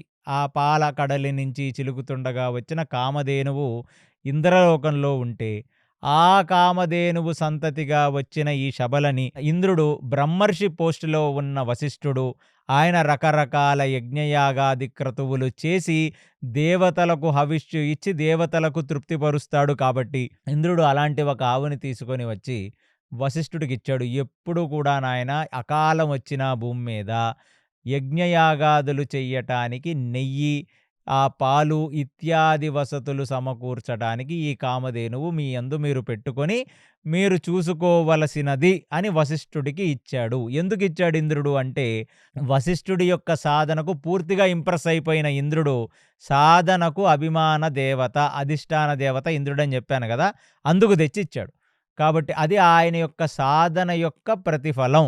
అలాంటి కామధేనువు యొక్క సంతతైన శబలానందిని నా దగ్గర ఉంది. దానివల్ల ఈ ప్రయోజనం జరిగిందని చెప్పి, ఆయనని తీసుకువెళ్ళి ఆ కామధేనువు యొక్క దర్శనాన్ని గూడా చేపించాడు. ఇలాంటి ఒక ధేనువుని నువ్వు దర్శనం చెయ్యటమే నీకు చాలా పుణ్యం నాయన అనగానే, ఆ ధేనువు చుట్టూ ప్రదక్షిణ చేసిన విశ్వామిత్రుడు అక్కడి నుంచి వెళ్ళిపోతూ ఉండగా, ఏ క్షణంలో అయితే వశిష్ఠుడి ఆశ్రమ ప్రాంగణం దాటాడో, ఆయన మనసులో ఎక్కడ లేని కోరిక కలిగిందొకటి. ఏమిటంటే, ఇలాంటి ఒక కామధేనువు నీలాగా జడలు, గడ్డాలు పెంచుకున్న ఒక యోగి దగ్గర ఉంటే ఏమిటి ప్రయోజనం? నా దగ్గరికి ఎందరో వస్తుంటారు ప్రతిరోజు. నేనెందరికో అతిథి మర్యాదలిస్తుంటాను. అందులోనూ నా కోశాగారంలో ఎప్పుడైనా డబ్బు తక్కువైనా, అసల నాకేమైనా కావాల్సి అవసరం వచ్చినా, ఈ ధేనువు నాకు చాలా బాగా పనిచేస్తుంది. ఈ నందిని పేరు గల్ల ఆవు. కాబట్టి విశ్వామిత్ర, 1,00,000 ఆవులు మీకిస్తాను. వాటి పోషణ, భారణ బాధ్యతని గూడా నేను తీసుకుంటాను ఒక చక్రవర్తిగా. మీకు కావలసిన యజ్ఞయాగాది క్రతువులకు కావలసిన ఘృతము, కావలసిన పాలన్నీ గూడా ఆవులిస్తాయి కాబట్టి, నాకు ఈ ఒక్క ఆవుని ఇవ్వవలసినది అని కోరాడు. కోరగానే వశిష్ఠుడు నవ్వుతూ, లేదు, అది మీరు అడగకూడదు, నేను ఇవ్వను కూడదు. మళ్ళీ చెప్తున్నాను విశ్వామిత్ర, అది కేవలం సాధనకు ప్రతిఫలంగా ఇచ్చింది మాత్రమే. అది సాధన వల్ల వచ్చింది. అందుకనే దాన్ని ఎవరికీ నేను దానం చెయ్యలేను. నేను ఏ వస్తువుని తీసుకొని దీనితో వ్యాపారము చెయ్యలేను. నువ్వు అర్థం చేసుకోవలసినది, ఇది చాలా సాత్వికమైన పరిజ్ఞానంతో చూడు నాయనా అని చెప్పగానే, మళ్ళీ బయటికి వెళ్ళిన వాడు వెనక్కి తిరిగి వచ్చి 1,000,000 ఆవులిస్తాను. 1,000,000 ఆవులు కాక 1,00,000 గజములిస్తాను. ఆ గజములు మామూలు గజములు కావు. గజములకు మొత్తం బంగారు ఆభరణములతో డెకరేట్ చేసిన ఏనుగులు. 1,000,000 ఆవులు, 1,000,000 ఆవులకు బంగారంతో డెకరేట్ చేసి, మరెన్నో గుర్రాలు. ఇక నా కోశాగారంలో ఉన్న సమస్త డబ్బు నీదే. ఎంత బంగారమో, ఇంత వెండో, ఇంత వైడూర్యాలో, మరకత మాణిక్యాలన్నీ ఇస్తాను. నాకు ఆ ఆవుని మాత్రం ఇవ్వు చాలన్నాడు. నేనివ్వలేను. ఎందుకంటే నేను వేరు, ఆవు వేరు ఒకటి కాదు. అది నా సాధనకు ప్రతిఫలమని చెప్పాను. నా సాధన నేను ఎలా ఒకటి కాదో, ఆవు నేను కూడా ఒకటి కాదు. అది నువ్వు అడగకూడదు, నేను ఇవ్వకూడదు. అందులోనూ నేను మళ్ళీ చెప్తున్నాను, సాత్విక దృష్టితో చూడవలసినది. నువ్వు రాజువు కాబట్టి రజోగుణంతో డబ్బుతో దేన్నైనా కొనగలవని నువ్వు అనుకుంటున్నావు రాజా. అది కాని పని అనగానే, ఇప్పుడు విశ్వామిత్రుడిలో ఉన్న అహంకారం పరాకాష్ఠకు చేరి, ఒక రకంగా రాజుకే సమస్తం, వాళ్ళ రాజ్యంలో ఉన్న ప్రతీదీ రాజుకే దక్కుతుంది బై డిఫాల్ట్. ఎందుకంటే మీకెక్కడన్నా ఒక పెద్ద ఖజానా దొరికిందనుకోండి హైదరాబాదులో, అది గవర్నమెంట్ ఆఫ్ ఇండియా వారిదే. అది ప్రత్యేకించి వాళ్ళొచ్చి కొనుక్కో అక్కర్లేదు మీ దగ్గర. అలాంటిది రాజుకి ఏదైనా విలువైన వస్తువు రాజ్యంలో ఉంటే దాని అధికారం రాజుకుంటుంది. నేను సాత్వికుడిని కాబట్టి నీకు బోలెడన్నిస్తున్నాను ఇన్ రిటర్న్. కానీ నువ్వు మాత్రం బెట్టు చేస్తున్నావు. కాబట్టి నీకింత చాదస్తం పనికిరాదయ్యా వశిష్ఠ, నేను మళ్ళీ చెప్తున్నాను.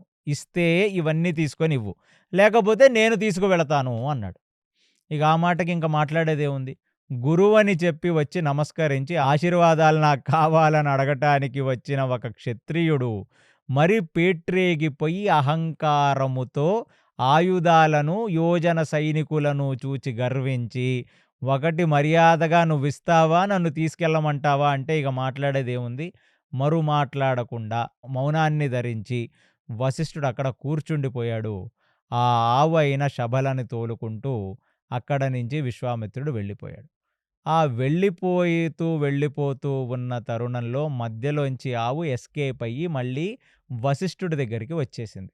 వశిష్ఠుడి దగ్గరకొచ్చి, ఇప్పుడు ధేనువు అది. అది మామూలు ధేనువు. అది స్వర్గలోకపు ధేనువు. అందులో కామధేనువు సంతతి. అది కూడా మాట్లాడగలదు ఆ ధేనువు కూడా. చూడటానికి పశు ఆకృతిలో ఉంటుంది గానీ, ఒక దేవతా స్వరూపం ఆ కామధేను. అలాంటి ధేనువు అడిగింది, ఏమిటి వశిష్ఠ, నన్నిచ్చేస్తున్నావా నువ్వు అని. ఇవ్వటానికి నేనెవరిని తల్లీ? నేనే నీ ఆధీనంలో ఉన్నాను. నాకేమన్నా అయితే కాపాడాల్సినదేనువ్వి నువ్వు. నిన్ను నేను కాపాడుకోవటం ఏమిటి? అసలు నేను నిన్నివ్వగలనా? నేను నా సాధనని ఎవరికి ధారపోయగలను చెప్పు? సాధన మన ఆత్మతో పాటు ఉంటుంది. ఆత్మతో పాటు మనతోనే వస్తుందది. అలాంటి నా సాధన యొక్క ప్రతిఫలము, ప్రయోజనము తల్లీ నువ్వు. నిన్ను దానంగానో, లేకపోతే నిన్ను వదిలేసుకునే అంత అయోగ్యుణ్ణి కాదు తల్లీ అని చెప్పి కామధేనువుకి ప్రదక్షిణ చేసి ఆ కామధేనువుకి నమస్కరించాడు వశిష్ఠుడు. అంతే. ఇక కామధేనువు అర్థం చేసుకుంది. అహంకారంతో పేట్రేగిపోయిన ఒక రాజు యొక్క అహంకారాన్ని తొక్కితే తప్ప ఇప్పుడు ధర్మం నిలబడదని తెలుసుకున్న కామధేనువు, మరి నువ్వు అనుమతిస్తే వాళ్ళందరినీ కూడా నిగ్రహిస్తానంటే, తల్లి మీరు నాకు ఒక మాతృమూర్తి. అమ్మతో వ్యాపారం కానీ, అమ్మని అమ్ముకోవటం కానీ, అమ్మని వదిలేయటం కానీ నేను చెయ్యలేను. నేనే మీ ఆధీనంలో ఉన్నాను. మీ చేత రక్షింపబడుతున్నాను నేను. మీరు లేకపోతే యజ్ఞయాగాదులు కూడా చేసుకోలేని దౌర్భాగ్యుడిని నేను.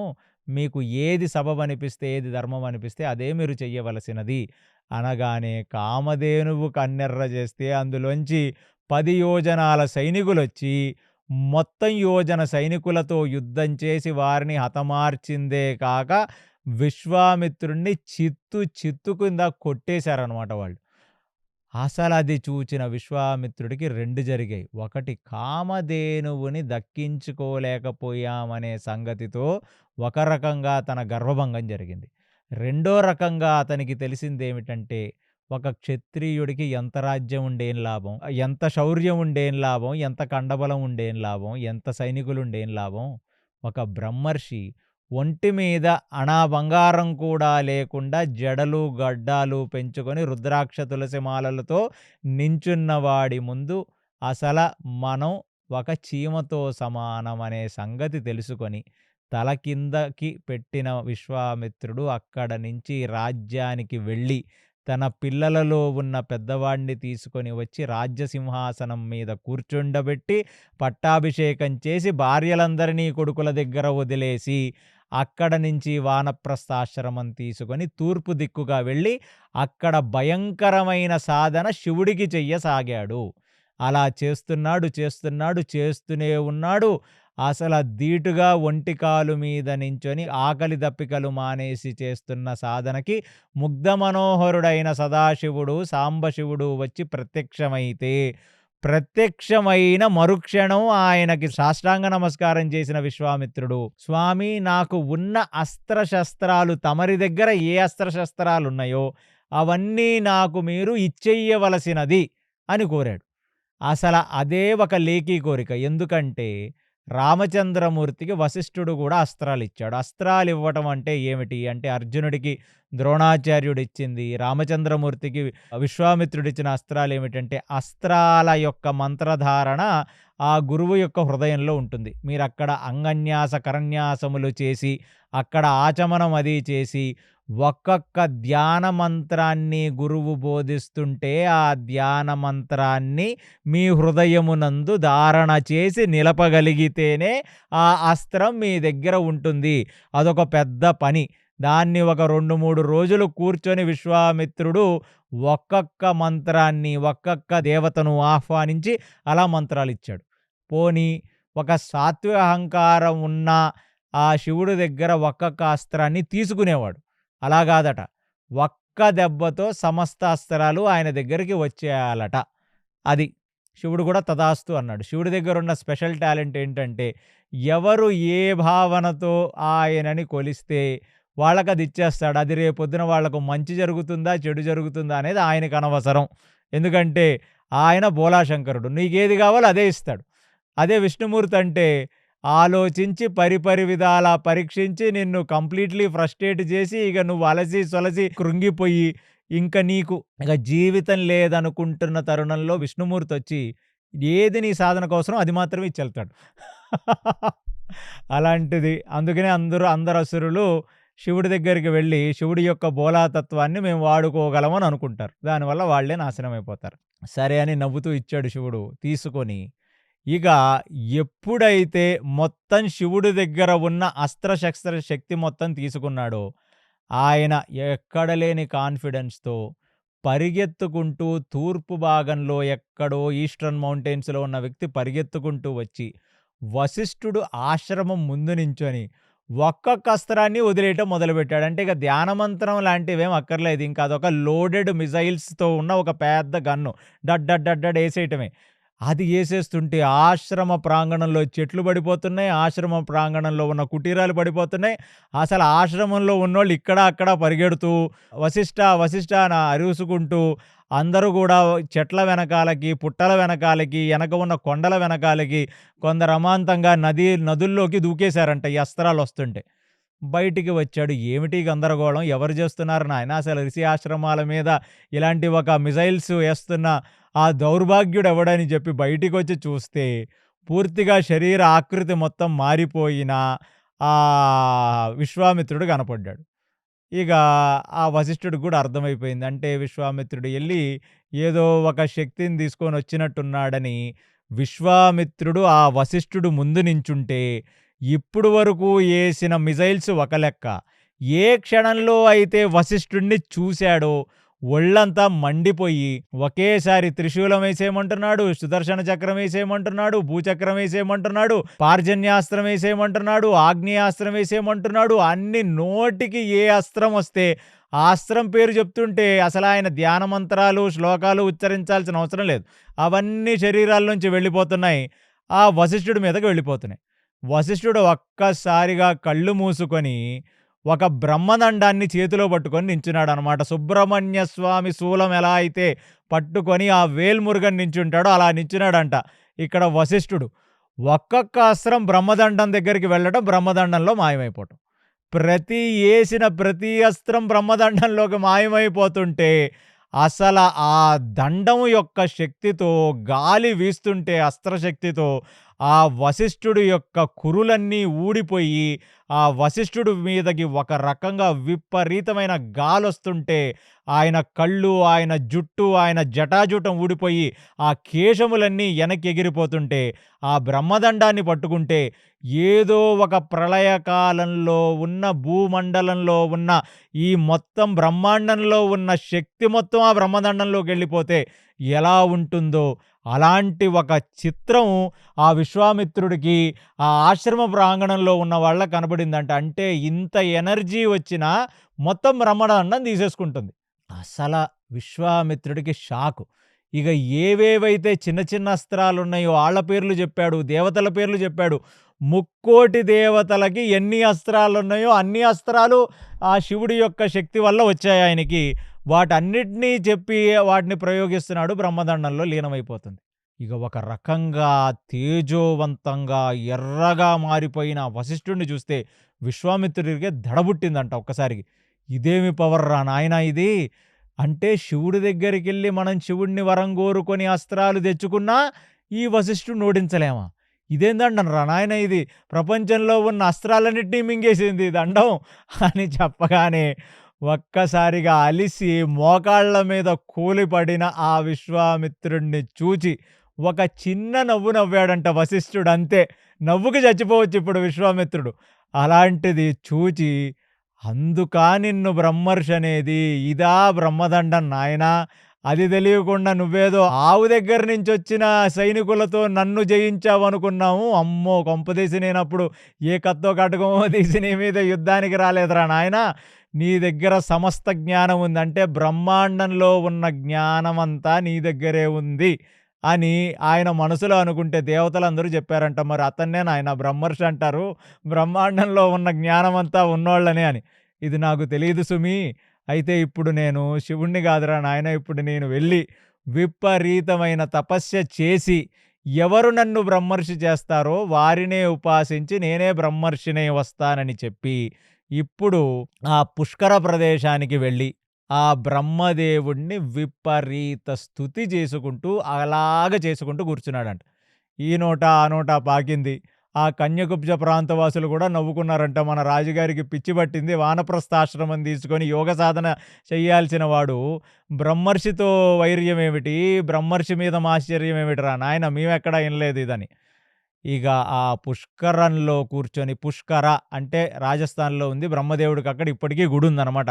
బ్రహ్మదేవుడికి భారతదేశంలో ఉన్న ఏకైక గుడి ఉన్నది పుష్కరంలోనే. పుష్కర్ అంటారు దాన్ని. ఆ పుష్కర్‌లో కూర్చొని ఆ బ్రహ్మ సరోవరం నందు తపస్సు చేసి, చేసి, చేసి ఎన్ని వేల సంవత్సరాలు చేశాడో చేయగానే బ్రహ్మ విత్ ఆల్ ది దేవతాస్ ప్రత్యక్షమయ్యారు. ప్రత్యక్షం అవ్వగానే స్వామి నేను బ్రహ్మర్షి అయిపోయినట్టేనా అన్నాడు. బ్రహ్మర్షి కాదు నాయనా, నువ్వు రాజర్షివయ్యావు నాయనా. రాజర్షా? రాజర్షి అవ్వడం ఏంటండి బాబు! మా రాజ్యాల్లో రాజులుగా ఉన్నవాళ్ళు వానప్రస్థం తీసుకొని యోగి పుంగువుల ఋషుల ఆశ్రమాల్లో ఉండి ఆ పాండురాజులాగా అంటే మీకు ఎగ్జాంపుల్ అర్థం కావటం కోసం అక్కడ భూలోకంలో నార్మల్ సాధన చేస్తేనే రాజర్షులు అవుతారండి. నేను చాలా గొప్ప సాధన చేశానని నేను ఫీల్ అవుతుంటే మీరొచ్చి ఏంటండి నేను పోస్ట్ గ్రాడ్యుయేట్‌కి అప్లై చేస్తే గ్రాడ్యుయేషన్ పూర్తయిందని చెప్తారేమిటి మీరు? కాబట్టి తూచ్ ఇలా అంతా కాదు నాకు బ్రహ్మర్షి ఇవ్వమన్నాడు ఆయన. నువ్వు చేసిన సాధనకి నీకు రాజర్షే ఎక్కువరా నాయనా! కాబట్టి తీసుకుంటే రాజర్షి పదవి తీసుకో. లేకపోతే అవతలకు పొమ్మన్నాడు. అంటే నేను హాస్యంగా చెప్తున్నా. ఆ మనిషి యొక్క మాశ్చర్యం అలాంటిది. చూచి పక్క ఉన్న వాళ్ళతో అన్నాడంట. దేవతలు, బ్రహ్మ కలిసి బాగా మోసం చేసేసారురా నన్ను. మనమేమో ఐఏఎస్ లెవెల్‌లో ఎగ్జామ్ రాస్తే నాకు బిల్ కలెక్టర్ పోస్ట్ కూడా వాళ్ళివ్వలేదు. అంటే చూడండి విశ్వామిత్రుడి మనసులో ఎంత కామక్రోధ లోభ మోహ మదమాశ్చర్యాలు ఇంకా ఉన్నాయో. అంటే బ్రహ్మర్షి అవ్వడం అంటే అంత తేలికైన పనా? కామక్రోధ లోభ మోహ మదమాశ్చర్యాలు బ్రహ్మర్షి ముందు చేతులు కట్టుకొని నిలబడాలి. అలాంటిది ఇంకా ఆయనకి కోరికే చావలేదు. అందులోనూ ఎందుకు సాధన చేస్తున్నాడు? వశిష్ఠుడి మీద మాశ్చర్యంతో సాధనం చేస్తున్నాడు. అక్కడే అంటే పునాదిలోనే తేడా ఉంది. పునాదే గట్టిగా లేదు ఈ విశ్వామిత్రుడిది. మళ్ళీ వెళ్ళాడు. ఇలా కాదని చెప్పి. విపరీతమైన సాధన మళ్ళీ ఆ ఒంటి కాలు మీద నిలబడి కేవలం ఒకరోజు పండు మాత్రమే తినుకుంటూ, తర్వాత గడ్డి మాత్రమే తినుకుంటూ, తర్వాత గాలి మాత్రమే పీల్చుకుంటూ చిక్కి శీల్యమైపోయి భయంకర సాధన చేస్తే ఆయనకు మళ్ళీ దేవతలందరూ కనబడి, తర్వాత బ్రహ్మదేవుడు కూడా ఆ హంసవాహనం మీద ఆయన దగ్గరికి రాగానే, హమ్మయ్య! లాస్ట్ టైమ్ అంటే గ్రాడ్యుయేషన్ పూర్తయింది. ఈసారి పోస్ట్ గ్రాడ్యుయేషన్ అయిపోయిందనమాట. సో, నేను బ్రహ్మర్షిని అయిపోయాననమాట అని అన్నాడు విశ్వామిత్రుడు. బ్రహ్మర్షి కాదు నాయనా, నువ్వు మహర్షివయ్యావు ఇప్పుడు అన్నారు వాళ్ళు. ఇదేమిటిది? ఇది నాకు తెలీదే అన్నాడు. అదొకటుంది మధ్యలో. మొన్న రాజర్షివయ్యావు, ఇప్పుడు మహర్షివయ్యావు. అదే. అంటే మరి బ్రహ్మర్షి అనగానే, అదంతా అంత తేలికైన విషయం కాదు నాయనా, నువ్వు చేసిన దానికి మహర్షే గొప్పది. కావాలంటే ఉంచుకో, లేకపోతే పొమ్మని వెళ్ళిపోయారు. తలబట్టు కూర్చున్నాడు. ఏమిటిది అసలా? ఎన్ని సంవత్సరాలైనా ఆ వశిష్ఠుడిని ఓడించలేకపోతున్నాం. అసలు ఏం చెయ్యాలి అని కూర్చొని ఆలోచిస్తున్న కొన్ని తరుణాలవి. ఆ టైంలో ఒక విచిత్రం జరుగుతుంది. సూర్యవంశంలో పుట్టినవాడు త్రిశంకు. ఆయన రాముడి యొక్క పూర్వీకులలో ఒకడు ఆ త్రిశంకు. ఆయన కాలం నడుస్తుందప్పుడు. ఆయన యొక్క కులగురువు వశిష్ఠుడు. ఆ ఇక్ష్వాకు కులం వాళ్ళకి, ఆ మనువు దగ్గర నుంచి అప్పుడున్న వాళ్ళందరికీ కూడా వశిష్ఠుడే గదా కులగురువు.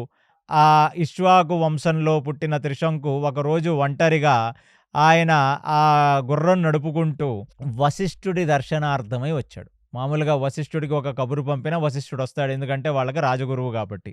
ఏమిటి త్రిశంకు ఇలా వచ్చారు మీరు అంటే, నాకు ఒక విచిత్రమైన కోరిక కలిగిందండి. నేను చాలా బ్రహ్మాండంగా రాజ్యాన్ని ఏలాను. నేను ఎన్నో ధర్మ కార్యక్రమాలు చేశాను. నేను ప్రజలను బానే చూసుకున్నాను. కానీ ఒక కోరిక ఉండిపోయిందండి. నాకు స్వర్గలోకం ఎలా ఉందో చూడాలని ఉంది.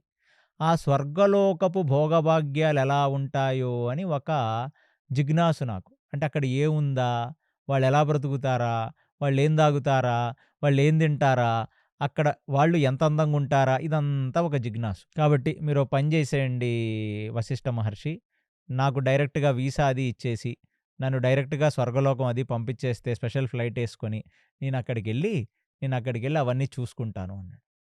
ఆయనన్నాడు, "నాయనా పంచభూతాకృత శరీరంతో నువ్వు స్వర్గలోకానికి ఎళ్ళలేవు గదా! స్వర్గం అంచుల వరకు గూడా ఎళ్ళలేవు నువ్వు. కాబట్టి స్వర్గం అనేది నువ్వు తలుచుకుంటే ఎళ్ళవు నాయనా.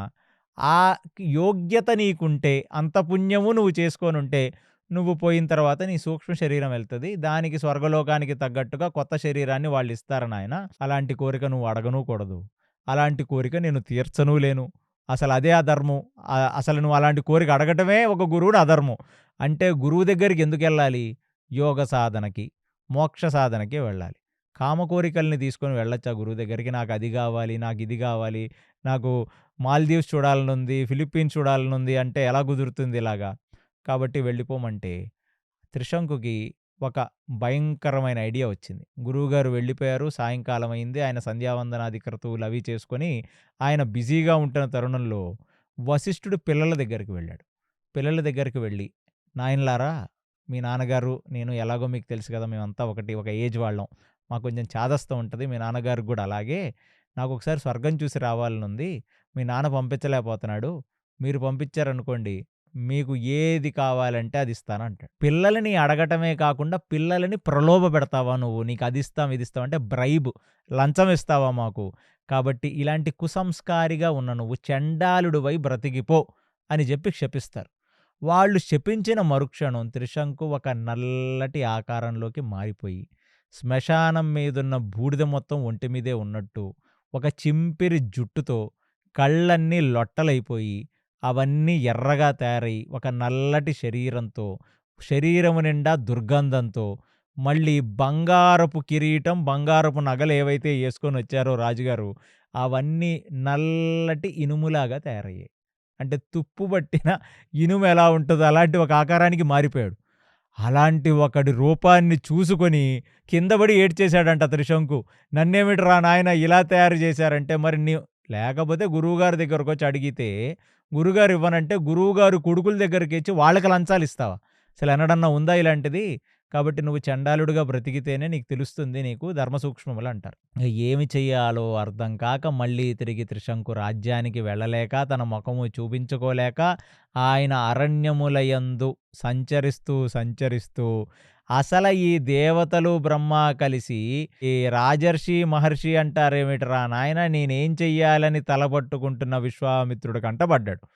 విశ్వామిత్రుడు అడిగాడు, "ఎవడ్రా నువ్వింత చండాలంగా ఉన్నావంటే" "ఏం చెప్తావు నాయనా మా విధి వికట నాటకం ఆడితే ఇలాగనే తయారవుతావు" అన్నాడు. అంటే "అసలు చూడటానికి ఇంత గలీజుగున్నావు నువ్వు పక్కకెళ్ళిపోరా నాయనా" అంటే నువ్వు అంత మాటనన్నావు గానీ నువ్వు ఉంటున్న ఈ రాజ్యం నాదేరా నాయనా" అంటాడు. "అవునా? ఈ రాజ్యానికి రాజువా నువ్వు? చూడటానికి పరమ చండాలుడిలాగా ఉన్నావు నువ్వంటే" మరేం చేస్తాం నేనెళ్ళి ఆ వశిష్ఠుడిని అడిగాను. అడగరానొక కోరిక. అయితే గీతే ఆ కోరిక తీర్చాలి. లేకపోతే అవతలకు పొమ్మనాలి. వాళ్ళ కొడుకులు నాకిలాంటి ఒక దుస్థితి కల్పించారు. అంటే ఏమిటి నువ్వు అడిగిన కోరిక అంటే, నేను స్వర్గానికి బొందితో వెళ్ళాలి. శరీరంతో స్వర్గానికి వెళ్ళాలని నేను అడిగిన దానికి నన్ను వాళ్ళు తిరస్కరించిందే కాక ఇలాంటి ఒక గతి పట్టించారనగానే ఇప్పుడు మళ్ళీ గాలిలో చూశాడు విశ్వామిత్రుడు. అతనుకోటి అర్థమైంది. అసలు వశిష్ఠుడిని ఓడిస్తామో, ఓడించమో కానీ వశిష్ఠుడిని వదిలేసి ఒక శిష్యుడు నా దగ్గరకొచ్చాడంటే ఏమిటి దానర్థం? అంటే వశిష్ఠుడిని వదిలేశాడనేగా అర్థం. అంటే వశిష్ఠుడికి చేత కాదనేగా అర్థం. అంటే వశిష్ఠుడు చెయ్యలేడనేగా అర్థం. అంటే వశిష్ఠుడు చెయ్యలేనిది నేను చేస్తే నా చెయ్యే పై అవుతుంది గదా! అప్పుడు వశిష్ఠుడిని ఓడించినట్టే గదా! అమ్మా! దేవతల వైపుకు చూశాడు. నాకు మంచి అవకాశాన్ని కల్పించారు మీరు. వందల కొద్దీ సంవత్సరాలు తపస్సు చేయాల్సిన అవసరం లేదు. నాకున్న రివెంజ్ తీర్చుకోవటానికి ఈ వశిష్ఠుడు చెయ్యలేని పనిని నేను చేస్తే నేను సక్సెస్ అయినట్టే. నువ్వు రా త్రిశంకు నిన్ను నేను పంపిస్తాను అని చెప్పి ఆయన కోసం ఒక యజ్ఞం చేయటం మొదలుపెట్టాడు కూర్చొని. యజ్ఞం చేయటం మొదలుపెడితే కొందరు బ్రాహ్మణులొచ్చారు ఆ యజ్ఞానికి. వచ్చిన వాళ్ళందరూ చూశారు. ఈడేమిటిరా నాయనా!